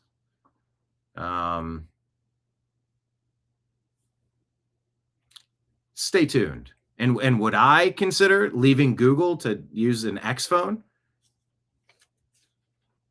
Yes, I would. TNAM rules over there, and Rumble says Android only, had an iPhone, updates out the ass. Got rid of it. Yeah, and oftentimes the updates are ones that designed obsolescence, a perfectly fine functional phone, hits you with an update that slows it down so it doesn't work, so it forces you to go buy a new one. Dude, that is shady. That is the shadiest thing I've ever heard of. That should be completely criminal. I should be able to drive my car as long as I want. I should be able to use my phone as long. Paid $1,000 for it. What the hell? Why wouldn't I be able to use it as long as I want? And you would use an X phone. And you're heavy with XRP. Yeah, I got a bunch of XRP a long time ago. If that goes somewhere, if that goes to the moon, hey.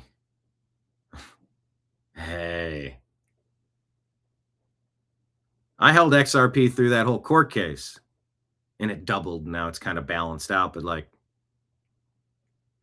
can we 1000x that? Rob is an Android guy. Dina, Android. I will not own an Apple. Which makes Dina smart, according to Arnold. Marion has an Apple phone, an Apple Watch, and an Apple iPad. Yes, you would own an X phone. My phone was free upon my choice to sell. Yeah, they do all sorts of things. Hey, we'll give you the phone for free. Just pay us each month. Let's get our hooks into you. There's no money in the cure. We want monthly billing. Gateway Pundit reporting that the Trump administration has faced over 900 lawsuits, most in districts who are full of Obama or Biden-appointed judges. No surprise. Gateway Pundit says Trump calls out John Thune, saying Democrats can't believe how lucky they got with this Senate leadership.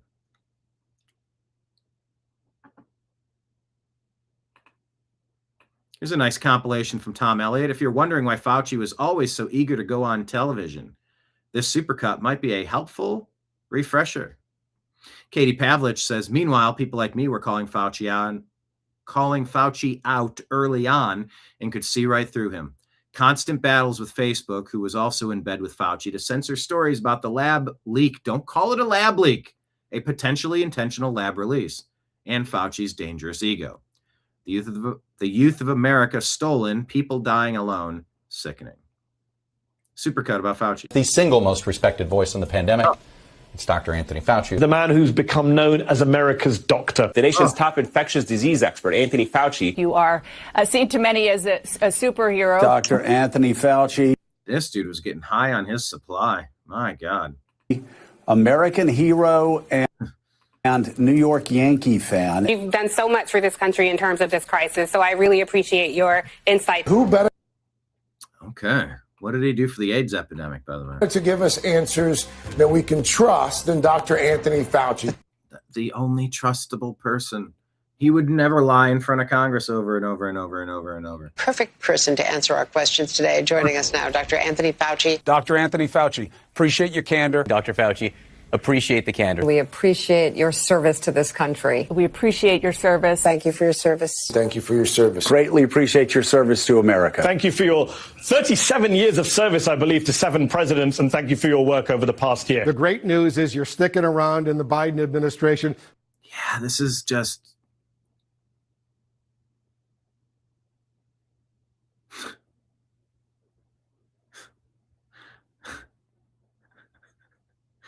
idolatry?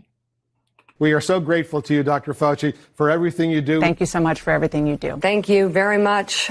No, F you very much for everything you did. And hopefully Rand Paul nails you legally. For everything that you do. Thanks so much for the work that you do. Thank you very much for the reassurance and, as always, for all of your public service. Thank you, Dr. Fauci. Thank you for all your guidance this past year, and it's greatly appreciated. Dr. Fauci. Yeah, Rob says, most importantly, we appreciate your candor. Yeah, if there's one thing that's the opposite of Fauci, it's candor. On behalf of all of our viewers here in the U.S. and around the world, thanks very much for doing what you're doing. Thanks very much for joining us. Please thank your entire team as well. We are all grateful. You mean his entire team in Wuhan, China? Working on gain of function that was banned in the United States, so you offshored it to Wuhan? Then lied about where it came from? Which delayed all sorts of potential remedies, which caused all sorts of problems. We're talking about the same guy? Rest because we need you. You are one of the busiest scientists in the country right now. It is an honor to have some of your time to help us understand what is going on. I know a lot of people have a lot of questions, so we appreciate your time, sir. We need people to continue to have faith in science. So thank you for your time, sir. Thank you for being straight with us. Straight with us. Thank you for being able to come on. You will always have... Oh, I hate this guy so much. Fauci. ...have this show as a platform. Sir, whenever you can be here, we'll have you. It's always an honor to have time with you. Thanks for being here. It's good enough for you, sir. It's good enough for me and my family. So thank you, Dr. Fauci. Dr. Fauci, thank you for keeping it straight. Thank you for fighting the good fight. I am sincerely appreciative that you are not walking away from this post. You make us smarter and safer and better every day. Thank you. Dude, this is tough for me to listen to. I've never seen so much smoke blown up somebody's rear. Thank you so much, Dr. Fauci. Oh, dear. Yeah, dear. Oh, boy. Go get him, Rand Paul.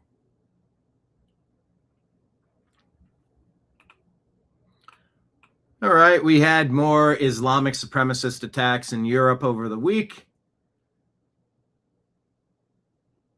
Melissa put this out and says, unfortunately, many Americans don't know the truth about the Crusades. Maybe you had a teacher that taught you one way. I was certainly taught a lie. How were you taught to understand and comprehend the Crusades? Type in chat in one sentence. What was your understanding of the Crusades based on what your teachers told you? A lot of people have said, yeah, my teachers mainly said that Christians are violent. And they just slaughtered people for no reason. And you go, are you sure about that? And gentlemen, the question was, and if you interrupt the answer, you'll find that you don't get to ask another question. The question was... I want this without music in the background. Am I saying that with Christianity comes peace? No, all right, I got to mute it. Damn it. Bob the Builder. Saying with Christianity comes peace? No, I'm not. Standing with Christ. I'm not. Hold on. Jeez. This is tough to kind of read. It's like shooting them and then removing the word instead of just putting the long text there to follow.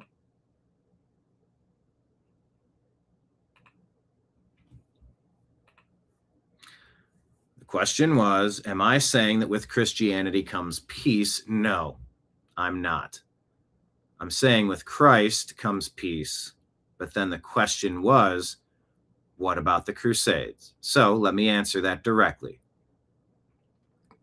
The Crusades were launched after 7 centuries of constant Islamic aggression. Before the very first crusade was launched in 1095, Muslims had invaded the following Christian lands.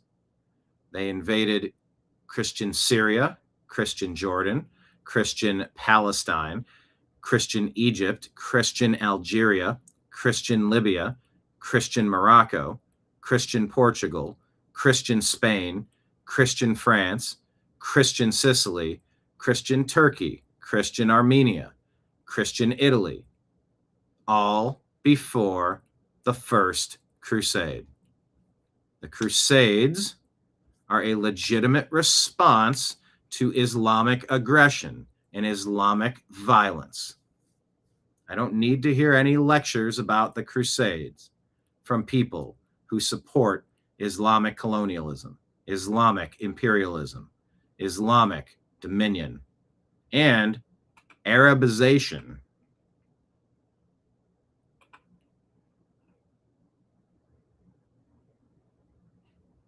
Okay.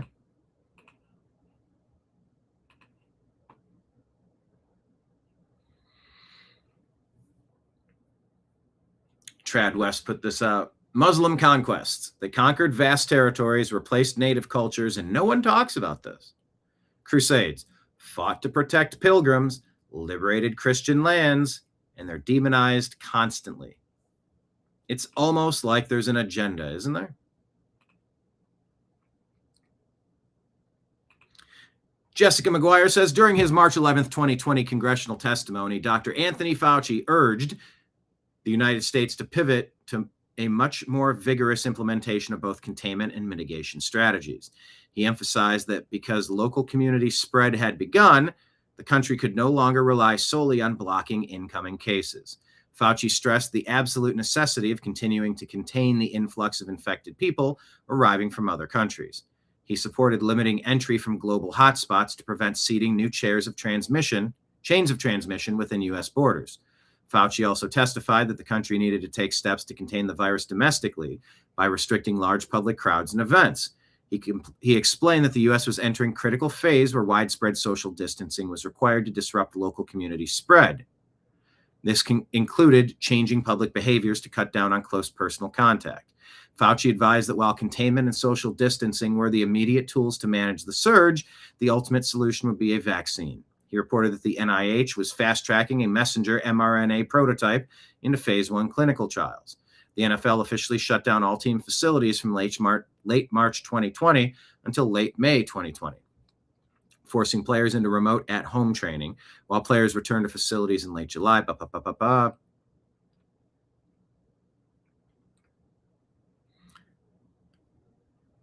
NFL and NFL Players Association agreed to policy allowing players to voluntarily opt out of the 2020 season for health reasons, a choice exercised by dozens of athletes. Many teams played the 2020 season in entirely empty stadiums or under strict state-mandated local capacity limits. But through intensive daily testing, contact tracing, wearables, and strict isolation protocols, the NFL became one of the few major leagues to play all 256 regular season games without a single cancellation. The NFL's COVID-19 safety measures were not legally forced on the league as a single federal mandate, but they were heavily constrained by local laws and labor negotiations. The league's operational approach was a mix of reactive compliance with local governments and proactive self-imposed rules designed to keep the season alive. The league independently chose radical adjustments, including playing some games during the midweek to protect its multi-billion-dollar broadcasting contracts and complete the season without canceling the games. In China, the Beijing 22 Winter Olympics served as the absolute peak of China's sports restrictions. The event was held in an impenetrable closed-loop system, global athletes, staff, and volunteers completely separated from the Chinese general public, required to take daily PCR tests, and restricted to highly policed hotel and venue pathways. China's belief system was soon shattered by the arrival of the Omicron variant in 22. Omicron was so highly contagious that traditional lockdowns, mass testing apps, and sports bubbles could no longer contain it. Policy became economically unsustainable, severely damaged public mental health, and sparked historic public protests in late 22, forcing the government into a sudden chaotic abandonment of the strategy. Remember Fauci suggesting we cancel Thanksgiving gatherings? Stephen Miller says Fauci and Jake Tapper having dinner parties in fall of 2020, while he simultaneously suggested canceling Thanksgiving. Fauci wrote, had dinner at my home with Jake and Jennifer Tapper. Relaxed, good time. Jake clearly believes that Trump is totally nuts.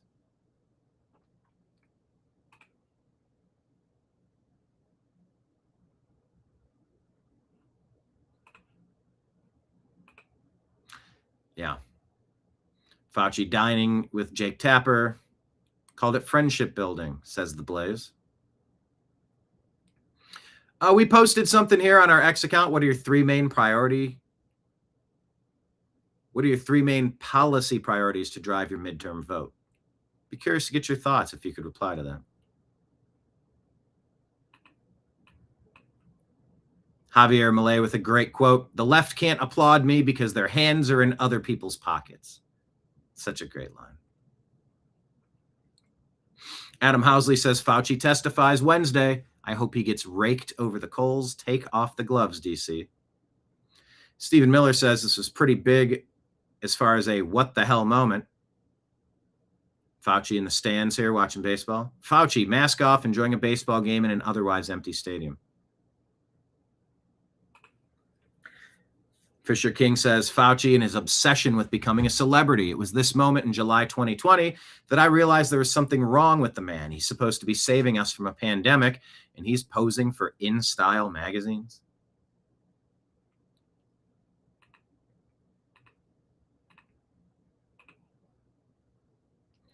Gateway Pundit says Greg Gutfeld warns about rising socialism. Be scared, he says, because most radical revolutions are carried out by a small, determined minority. And he goes on.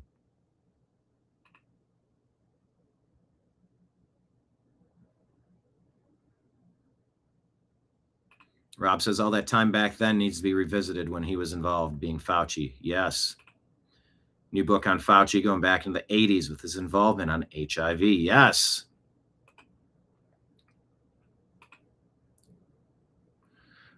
Senator Rick Scott says, I stand with based Mike Lee. I will vote to stay in session unless we pass the Save America Act.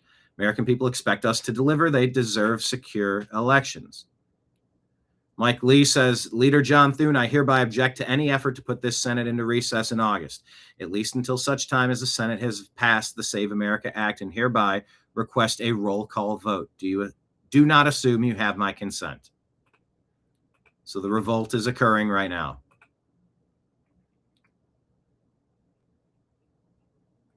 Where did my...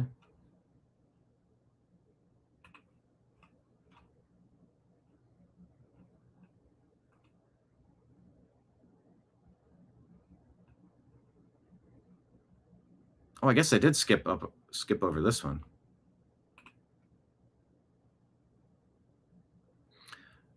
This is a lecture here. Bridget says, why don't they teach us this in school? 3/4 of the original Christian world was conquered by Islam through extreme violence. By the 1600s, Islam had converted more of the earth's surface than the Roman Empire did at its peak. And during that war, during that expansion, 280 million people died.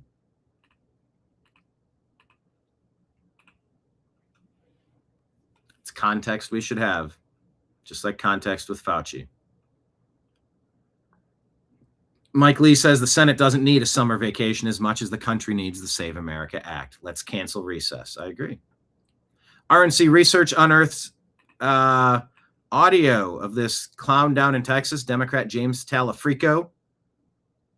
I know personally that I've learned as much about my faith from Salman's tradition, from the Islamic mystics, from poets like Rumi, as much as I have from Christian authors and Christian writers. I know Okay. Praising Islam. I learned as much about my faith from Solomon's tradition, Islamic mystics, and poets like Rumi as much as the Christian authors. Okay. WNBA declines to wear a USA 250 patch during All-Star Game. Huh. Becoming the only major American pro sport to reject the patch. Why does the WNBA hate this country so much, it seems? What's going to happen in 2028 in the elections? Well, you might be surprised. Yeah. There's this other story. I know it's hypothetical right now, but if you were allowed for some reason to run Hypothetical story, if you were allowed for some reason to run in 2028. for a third term, is there a thought that the Democrats could try to run Barack Obama? So if Trump gets a pass somehow, if they tweak the law or find a way to get Trump to run in 2028, well, the Democrats will just run Obama again. How would you feel about that?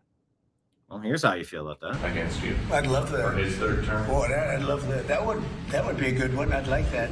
And I'd like that. you know, people are asking me to run, and there's a whole story about running for a third term. I don't know. I never looked into it. They do say there's a way you can do it, but I don't know about that. But yeah. He would look forward to a race against Obama. Clandestine says, don't tempt us with a good time. This is from March of 25. Clandestine says, I'd be in 100% favor of Trump versus Obama in 28. Loser goes to prison for life. He says, Trump versus Obama 28 in a secure election, Trump by a landslide. And the American people would be shown definitively that Obama and the Democrats' support was kept afloat entirely on voter fraud and propaganda this whole time. Trump destroying Obama in a head-to-head election would be the red pill of all red pills and the final nail in the coffin of the Democrat Party. The left's messiah would be unanimously rejected by the people, and the Democrats' illusion would be permanently exposed.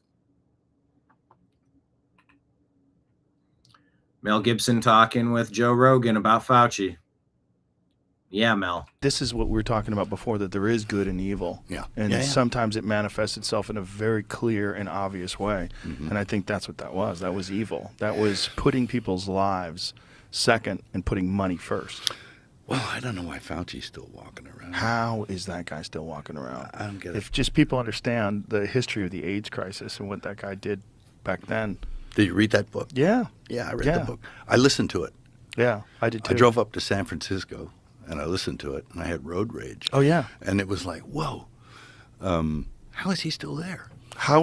First of all, people that don't believe it, how come RFK Jr. didn't get sued? Yeah. How come there's no lawsuits? Mhm. If there was lies, there would be lawsuits. No, but that's He would be publicly humiliated. Instead, they kept that book off bestseller lists. That book sold millions of copies. I know. They hid it.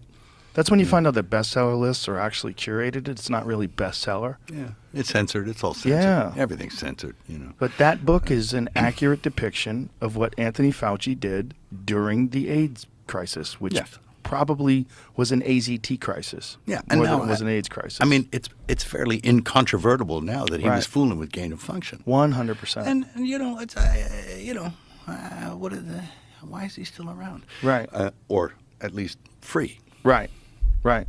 And no repercussions. Yeah, whatever happened to that story where, you know, the wombat and the weasel got together and they Yeah. were horsing around and a bat pissed on him with a golden shower. Yeah. With, you know, it's like, and all of a sudden it was in a wet market. Yeah. Very wet market. You got, you know. Complete total horseshit. And Totally. The scientists that we're supposed to trust Yeah, were pitching that horseshit. It was like the AIDS thing. Some green monkey bit a Qantas Stewart on the ass. Then he Uh-huh. went around the world and got everybody sick. And it was like, you know, ridiculous. If you want to go to the AIDS rabbit hole, look up a guy named Peter Duesberg. Oh, yes, I know. Yeah. I read that book. Yeah, that is crazy. 'Cause if he's telling the truth, this is the fucking COVID crisis times 1,000. This is what... I'm so tired of hearings and reports. I just want an indictment on Fauci. Clay Travis says of Senator Rand Paul's 9-page thread, read this, share it with your friends. Fauci belongs in prison, one of the true villains of American history. Tony's diary, etc. Yes. He deserves far worse than prison. Ugh. Tim Kaine is welcoming socialism into his party, which is why you should not vote for socialism or the Democrats. The Atlantic, though, has this headline saying the DSA is a parasite. They add if the Democrats want to root out the party within their party, they will need to stop indulging the DSA's constant passive-aggressive attempts to undermine them. This would require prohibiting DSA members from joining their party and throwing out the DSA members already honeycombed within it. Do you think they have a space within your party? I do think the Democratic Party has always been known, and mostly this is good, sometimes it's not, as a Big Tent. And so I don't think that somebody says, I'm a DSA candidate, I don't think you should use that to throw them out. Why would you do that? Candidates have to rise and fall on their own merits. And so, you know, whether you're a DSA member or a third-way Democrat or, you know, I just call myself a small D Democrat, people have to put their platform before voters and try to be responsive to voters, and voters get to judge them. But to have a litmus test that if somebody says, hey, I'm a DSA member, you know, they can't be part of the party, I strongly disagree with that. You welcome it in because they don't belong in MAGA. Gloves are off. 3 more senators join Mike Lee and Rick Scott to reject the August recess until the Save America Act is passed.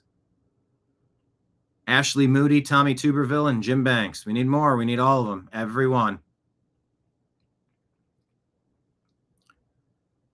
President Trump shared this. Where's John Thune?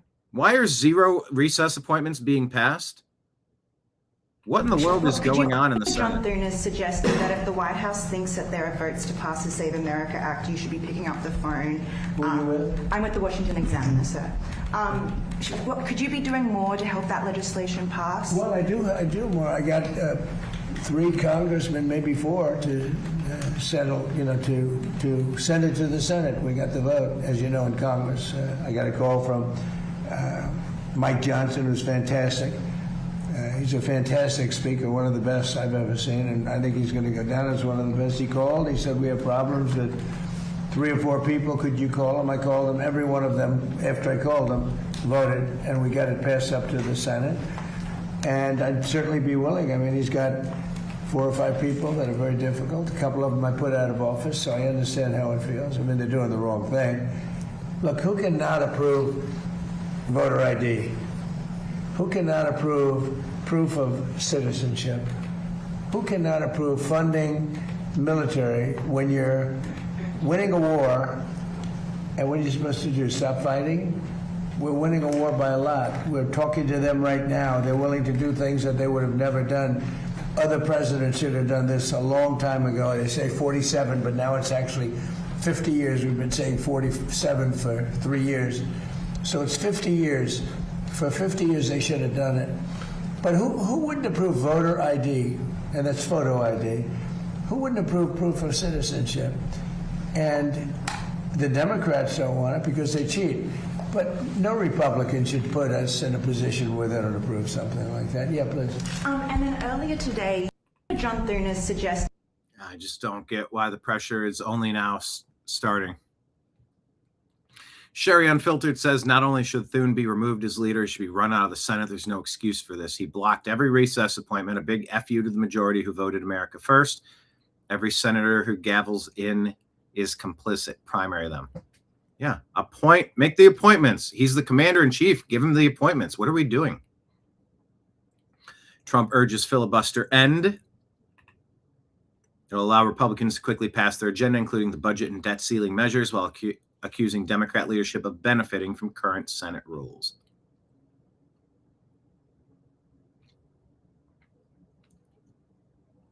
There it is. To terminate the filibuster, everybody call John Thune at the Senate. He's the leader of the Republican Party, and tell him to get this stuff approved. Terminate the filibuster and approve everything. Because the Democrats are going to do it. The Democrats are going to terminate the filibuster as soon as they have a chance. And then they're going to approve Puerto Rico and D.C. as a state. They got 4 more senators. They're going to end up with 12 more congressmen. They're going to get like 40 electoral votes. If they are allowed to do that, by that time I'll be sitting home And I'm not a big crier. I don't think you want to see me cry, you know? There are some people, they do very well when they cry, but you don't want to see me cry. But I may be crying when I'll be sitting home and I'll say, I told them they got to really terminate the filibuster, get everything approved right away. Because you're going to have a stoppage. You're going to have a stoppage in September. The Democrats won't approve everything. They become deranged, like deranged Jack Smith. Remember that deranged? It's all in their hands. What are they going to do with it? Grandpa's free advice says Trump calls out Thune. No SAVE Act, no recess appointments, no codifying of Trump's executive orders. It's madness. Thune is deliberately running pro forma sessions during recesses to keep the Senate technically in session, which blocks the 10-day window required for valid recess appointments. As majority leader, he controls the schedule. He could open the door for Trump to fill vacancies. He's choosing not to. This is obstruction from inside the Republican majority.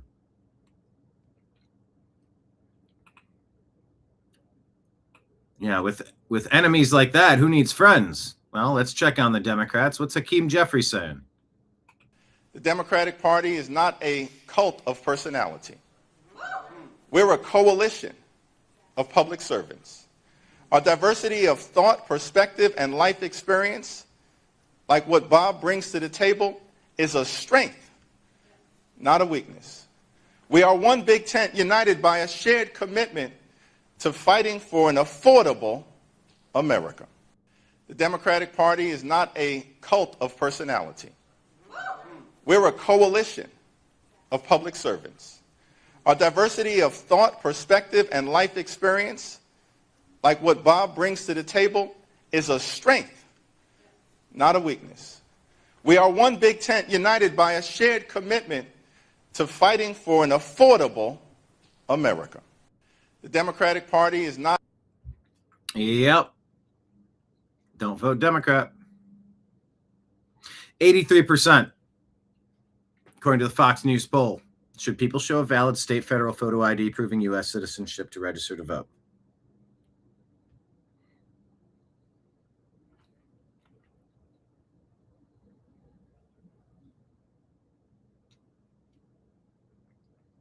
Dr. Anthony Fauci, please delete this email after you read it. Rand Paul says it's a direct quote from a new email. While publicly posturing as a champion of science, he was privately directing his staff to destroy federal records. Adam Carolla says Fauci news only goes one direction and it's all bad. Yep. Oh, how about this one? About another one where cops are heroes and not just always sniffing up in good people's business and bothering us. Bay County Sheriff's Office releases footage showing an officer interviewing an alleged victim of child abuse when suddenly the suspect takes off in a pickup truck right in front of the officer. So, here's how it goes. There he is. That's him? Yeah. You're okay.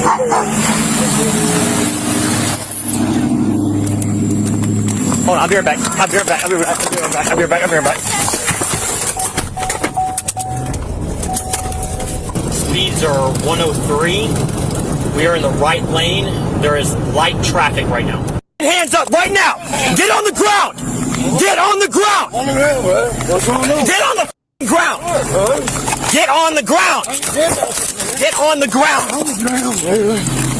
What are you doing? Stop. What are you doing, man? Yeah, he's a big guy. I got him pinned down, though. What are you pinning me down for? Because you're under arrest. For what? Let me know what I'm under arrest for. For fleeing and eluding and for child abuse. What child abuse? What are you doing? I ain't goddamn touched no goddamn kids. What are you talking about? What are you doing, man? You're kidding me, man. You're kidding me? Why are you arresting me, man? You know, one of the things that I notice in the arrest videos, it seems like they often have a hard time getting the cuffs on them. And I get it, but I wish they were better at it. I wish there was a better way.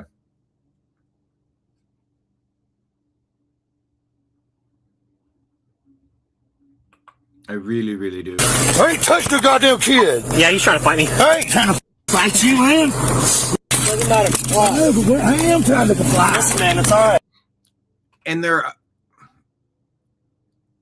are people that can't put their hands so far back. Like, I don't know. I just want the actual act of arresting somebody to be a little easier.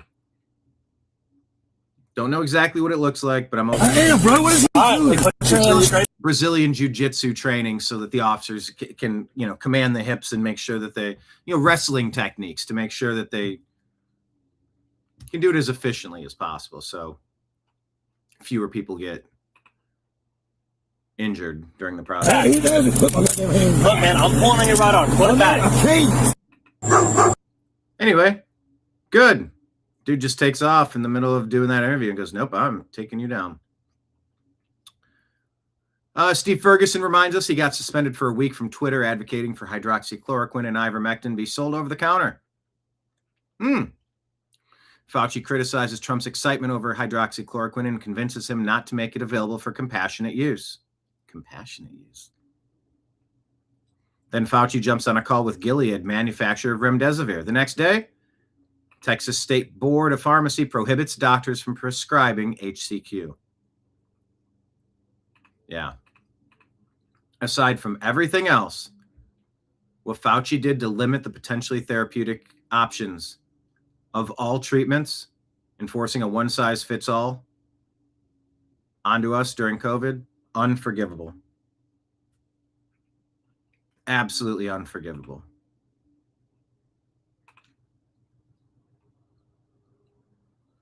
ICE has averaged more than 1,400 arrests per day in July. Okay.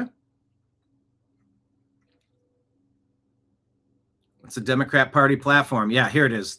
Take a look. This is golden here. Enjoy. So we're going to put up on the screen a few of the things that are part of your platform, and I want to ask you, just give me sort of a true or false on these. Abolish the Senate. True. Okay. Replace the presidency and Supreme Court as we now know them. Yep. Abolish ICE. Absolutely. Abolish borders and give amnesty to anyone currently in the U.S. illegally. As a long-term plan, yep. Defund the Pentagon. Absolutely. Abolish prisons, at least in large part. Yeah, again, that as part of a long-term program, yeah. Okay, so no prisons. Government or public ownership of most large corporations. Yeah, absolutely. So we're going to put up. So there you go. Don't tell me voting for Trump is just like voting for Democrats. They're the same. We can be, I much rather prefer being angry at Republicans not doing enough while getting a whole bunch of things right than yelling at the TV at Democrats who have power and are screwing up a bunch of things on top of the really big things. It's not the same. It is not the same thing.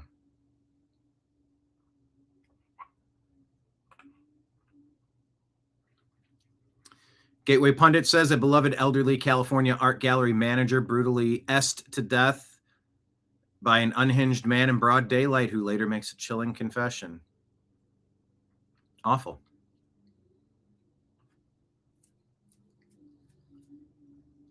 Hundreds of non-citizens voting in New Jersey's voter rolls, and close elections have been decided by far fewer votes. All right.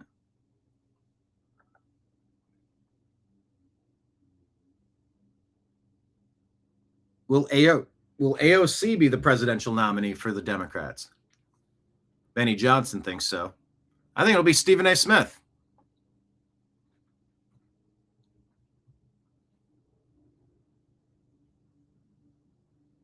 Tell me in chat, who do you think is going to be the nominee for the Republicans? For the Democrats, rather. John Stossel with a report about how people saying capitalists get rich by taking money from others. Because Jeff Bezos made $50 million, the rest of us can't have $50 billion. Myths About Capitalism series. You should watch it.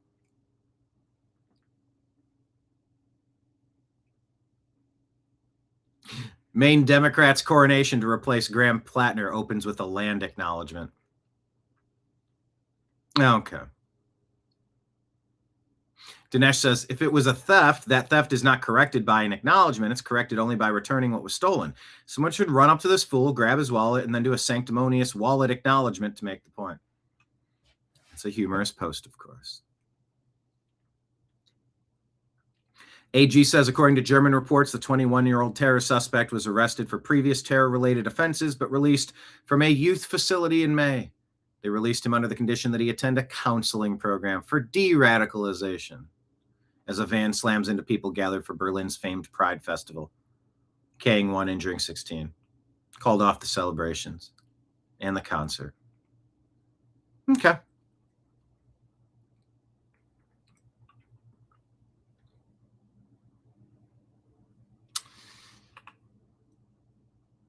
Justin Hart says, I can't believe what I'm reading. Dr. Fauci in January 2020. It now appears, using EPI data and genomic data, that the first infection was in early December and was not connected to the market, the wet market. The infections spread among people weeks before the Chinese reported that they were dealing with a new infection, and that gave the virus time to establish itself in multi-generational sustained spread. Remember, early on, the Chinese were saying that there is no human-to-human transmission. Remember they told you that? And that all the original 27 cases were from the wet market.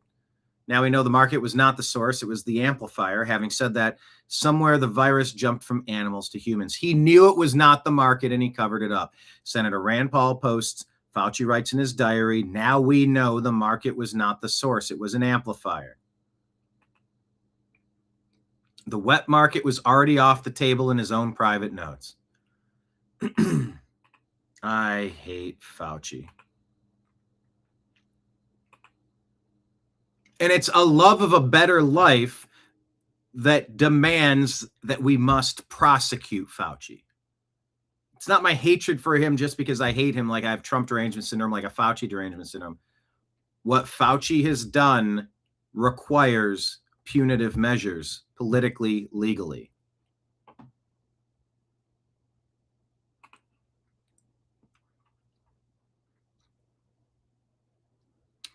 Kathy Hochul is saying she's ending state income taxes up to $25,000 in tipped income.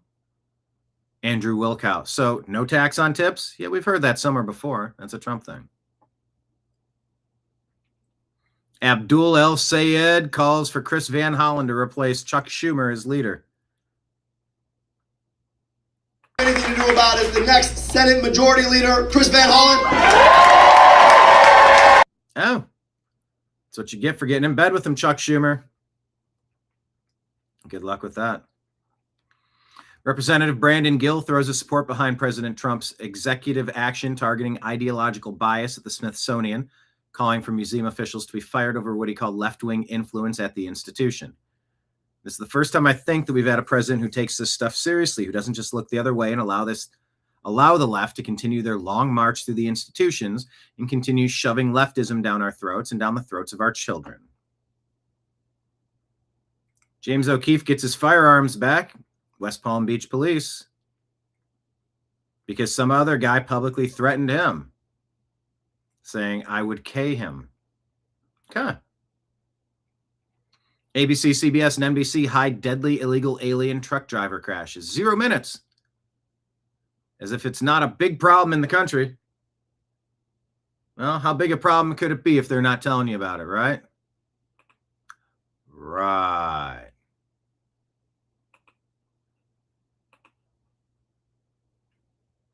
Brooklyn says, Henry Nowak was stabbed because he was white. He was handcuffed because he was white. He was buried by the media as a story because he was white. Adam Carolla says that's true. John Solomon reports U.S. government losses can total $521 billion annually and link to fraud as key GAO recommendations are still not implemented. $521 billion. John R. Lott says, yeah, this is 20%. This is 27% of the federal government's deficit. 1 in 3 deficit dollars are fraud.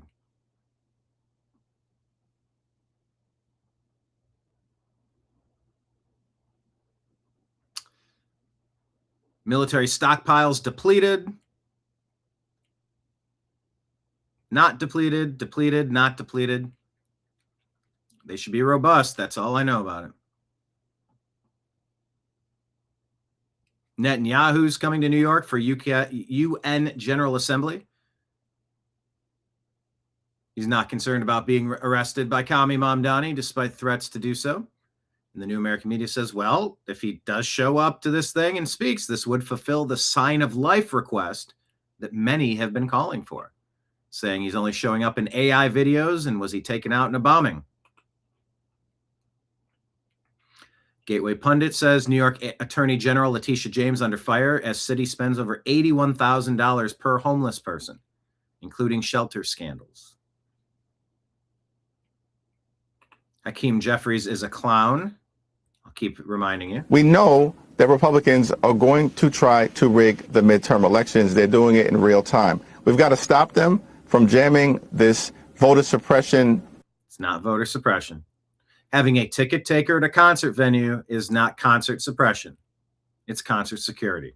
Bill down the throats of the American people. Democrats have been strong in the House and in the Senate in holding the line.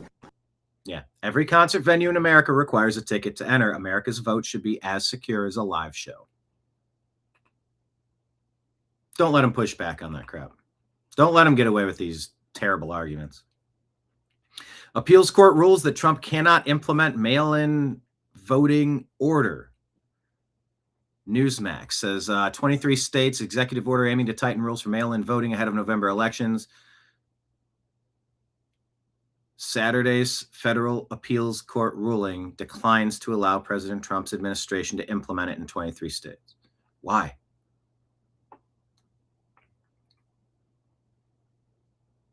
I don't understand. Okay, more on Mike Lee. Colorado Governor Jared Polis wants to give your tax dollars to illegal alien invaders. And so in our state, of course, if you live here, and that means, you know, in this case, you went to high school here, you were here 3 years, you're a resident of Colorado, right? And that's whether you're a green card holder, whether you're, you know, from... No, that's not, he says, right? No. I do generally have a problem with people who say the phrase right. You have a problem with them too, right? It's very assumptive weasel manipulation. It's a very strong push or a shove into a box. I don't like it. No. You can be somewhere for a while and be a visitor. To high school here, you were here 3 years. You're a resident of Colorado, right? And that's... No, residents have different rights. Visitors and residents are very different. Extended stay visitors are extended stay visitors. It doesn't make them a resident. If I sneak into the movie theater and fall asleep in the back row and nobody notices, I'm not a resident of the movie theater. That's whether you're a green card holder, whether you're, you know, from Texas or Mexico or wherever you're from, you're a Coloradan. States determine that. And your future's in our state. You probably plan to live your career in our state. And we treat in-state students the same. And we don't, you know, check with the federal government. That's the prerogative of states to decide who's a resident of our state for in-state tuition. And so in our state... Yeah. So if you don't want your citizen dollars going to visitors... Maybe don't vote Democrat. Patriot Warrior says, STF, dollar store Obama. I know, Hakeem Jeffries. It's very ineffective, very uninspiring person. 3 more subcontractors file nearly $900,000 in unpaid claims against the Obama Presidential Center. This time tied to home court. The facility's 60,000 square foot basketball venue currently hosting WNBA All-Star Weekend events. Claims cover construction, structural steel, excavation and concrete, and gymnasium flooring work. The disputes add to a growing list of payment battles on a project whose cost ballooned from an estimated $350 million to more than $1 billion. I wonder if you money laundered $600,000. I just wonder.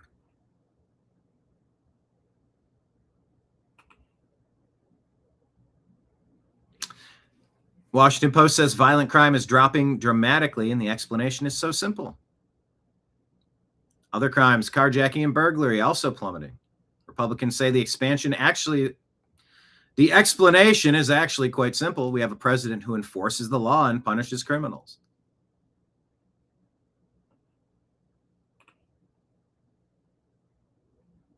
Huh? Breitbart, an illegal alien released into the United States by the Biden admin, is now accused of R-ing a 6-year-old girl at a daycare in Sacramento, California, a sanctuary jurisdiction. So yeah, these things matter. You need to know who you're letting loose in your country.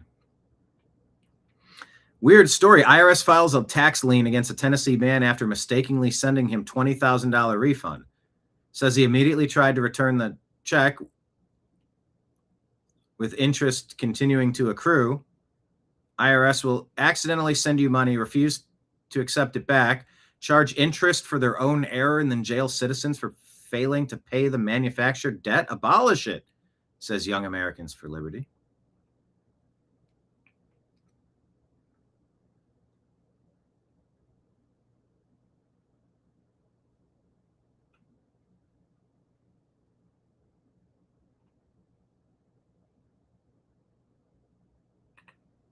Why does someone like Sonny Hostin oppose the Save America Act? Well, you know, the reason that I am not in favor of the Save Act, in New York, you don't, it's not required to have any sort of ID to vote. That's insane. I believe that you need to have a key to enter a building. That's your key to vote. You need to be a citizen. Will disproportionately affect African-American voters. I believe that in my soul, and African-Americans. There's no evidence of that. This is hysteria. This is incorrect. This is ridiculous. It's 2026. I can't believe she's trying to make this issue. Fought and died for the right to vote. Yeah, you have a right to vote if you are actually a citizen. If you are not, you stay very far away from voting. This country. And I think it's a very slippery slope. Slippery slope by proving who you are, showing a ticket at a concert venue. You know your history. It reminds me of having to count jelly beans in a jar. It reminds me of having to take citizenship, answer citizenship. So jelly beans in a jar, they say, was racist. I believe it was also to find out if someone has mental capabilities that can handle voting. Do you think that should not be the case? Like anybody who is learning disabled should be able to determine who runs the country and tax brackets and all of the machinations of modern society. But she's seemingly okay. Citizenship questions for Black people. Yeah, citizenship questions. If you know nothing about the country, you have no civics understanding, why should you be gifted the right to make the decision of the country that you know nothing about or how it operates? These are not absolutely ridiculous things. It's not like you have to put your arm out and you check a skin tone test. If you're too dark, you don't get to vote. That's absurd because that's not a thing. But the stuff she's rattling off, poll taxes, and used to be if you didn't have skin in the game, if you weren't a landowner, you didn't get a say in who ran the society. Why should you? You're not the one paying it. And yeah, pure democracy is just two wolves and a sheep voting on what's for lunch. Our representative constitutional republic is supposed to provide some checks and balances on that. But this lady is just the worst. To but vote, Sonny, there's a difference between Alyssa and I supporting voter ID requirement and supporting the Save Act. They're two different that's things. very different. Because there's a bunch of other stuff that they've put in the Save Act to make it more difficult for everyone to vote. For everyone. No, it's not. You show the ID and you move along. And so, I believe that it's... And if it's not important to you to vote, then it's not important for you to vote. That's on you. It's a slippery slope. But it's only about 1% of Americans that don't have some form of ID that would be needed to... What 1% doesn't have an ID? Show me this 1%. Vote. It's actually much smaller than it used to be. And considering, like you say this all the time, like black women are the most educated demographic. Black women have IDs. They're showing up. They're the most engaged. I don't believe that this is something that I think it would honestly be rural Americans who don't have, you know, and a lot of them are MAGA. Yeah, that's my point. So I don't Saving really America understand what Well, maybe we'll get the Save America Act this week. Maybe we won't. Maybe we'll just go on recess and someone else will handle the issues of the day. Yeah, Dina, she is absolutely making the case that it would just be so impossible for some group to get an ID. And you go, that's not a thing. I don't accept that. I don't believe that. Trash Panda. Jelly beans. Give me the black ones, please. You want the licorice ones? Those are usually the ones left at the bottom. I mean, unless you're into that sort of thing. Yeah, are Republicans the only people in the U.S. that have ID? No. I just, who are the 1% that don't have IDs? How are you doing anything? You're not driving. You're not voting. You're not. No, who? But if you don't have citizenship, you don't have citizenship. What are we even talking about? And this is why you don't wait until the last minute to do it, which is why I don't understand why we've been slow walking John Thune, slow walking this agenda.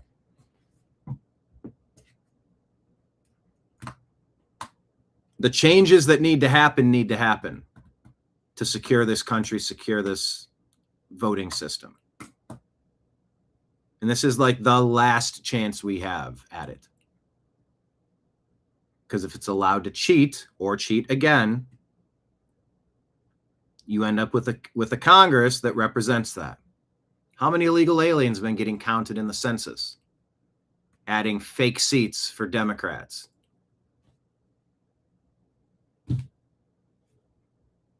Although you could say the House has already passed the Save America Act 5 times. The problem is the Senate. And in most places, they already have their 2 senators, and census isn't going to change that. So if you have it in the House, you have it anyway. But still, it should be a supermajority in the House. If you take out 40 million illegal alien non-citizens who are, for some reason, being counted in the census. That shouldn't count in the census. It should be actual homeowners in the homeowners association. Not just, well, they had a guest visiting. It doesn't matter. They don't get to vote. Colorado. Well, if you've been a guest here for a little bit, you're like one of us. No, you're not. It doesn't mean you're evil. It just means you're not a citizen. But they're trying to blur distinctions. And I think clarity is needed more now than ever, which is why we do our best here at the New American Media to rifle through the rubbish of the day's news. Like I said, I'm Brian the bartender here. Thanks for joining me at lunch. And I've just been talking about all the stories on the TV screens behind me. I'm clocking out my shift for the day, sliding you the tab. It says $0 and free cents on there. But there's a tip line at the bottom if you want to write something in. The way to do that is Patreon, Rumble, or YouTube. Become a monthly subscriber for either $1,000, $115, or as little as $5 a month. You can sign up, set it and forget it. And it matters because every one of you, it's another Lego building block. Each month, a baggie of Legos arrives and I open up the baggie and I place those. That's the foundation that we use to grow this. Growth is needed. Overhead costs count. So thank you to everybody supporting us. If you want one last chance to drop I'm trying to point behind me here. Everything's backward. If you want to throw a tip in the tip jar, Venmo or Cash App or PayPal. Of course, you could also do a Rumble rant or a Super Chat tip. So, yeah. Happy Monday, everybody. I hope this is a fantastic week for you and yours. And I hope that you join me at noon tomorrow to dig into some of this soon. Yeah, Look a Cook on Rumble says, I haven't tried licorice in decades. I know, I'm sort of thinking the same thing, like, oh, licorice, what do you know? It actually does sound kind of good. I think I have some herbal teas that have licorice root in them. Yeah, now I'm thinking licorice. Thanks for that. All right. Signing out on behalf of everybody out there in the TNAM universe. Thank you all for being here in the chat. Thank you all for watching outside of the show. Make sure before you leave, you hit the thumbs up button. Make sure you hit that arrow And share this on X, share it on Facebook, share it in text. Just invite some of your friends to join us. We want to fill every one of these seats for every lunch show that we do. We'll be back again tomorrow. And until then, I appreciate you. I love you. And we'll talk to you again soon. Take care, everybody. Peace.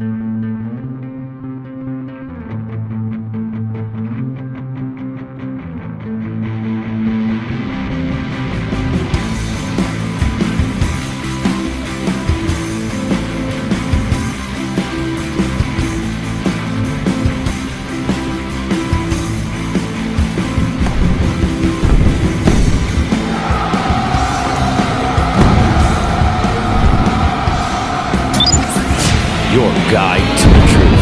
TheNewAmericanMedia.com.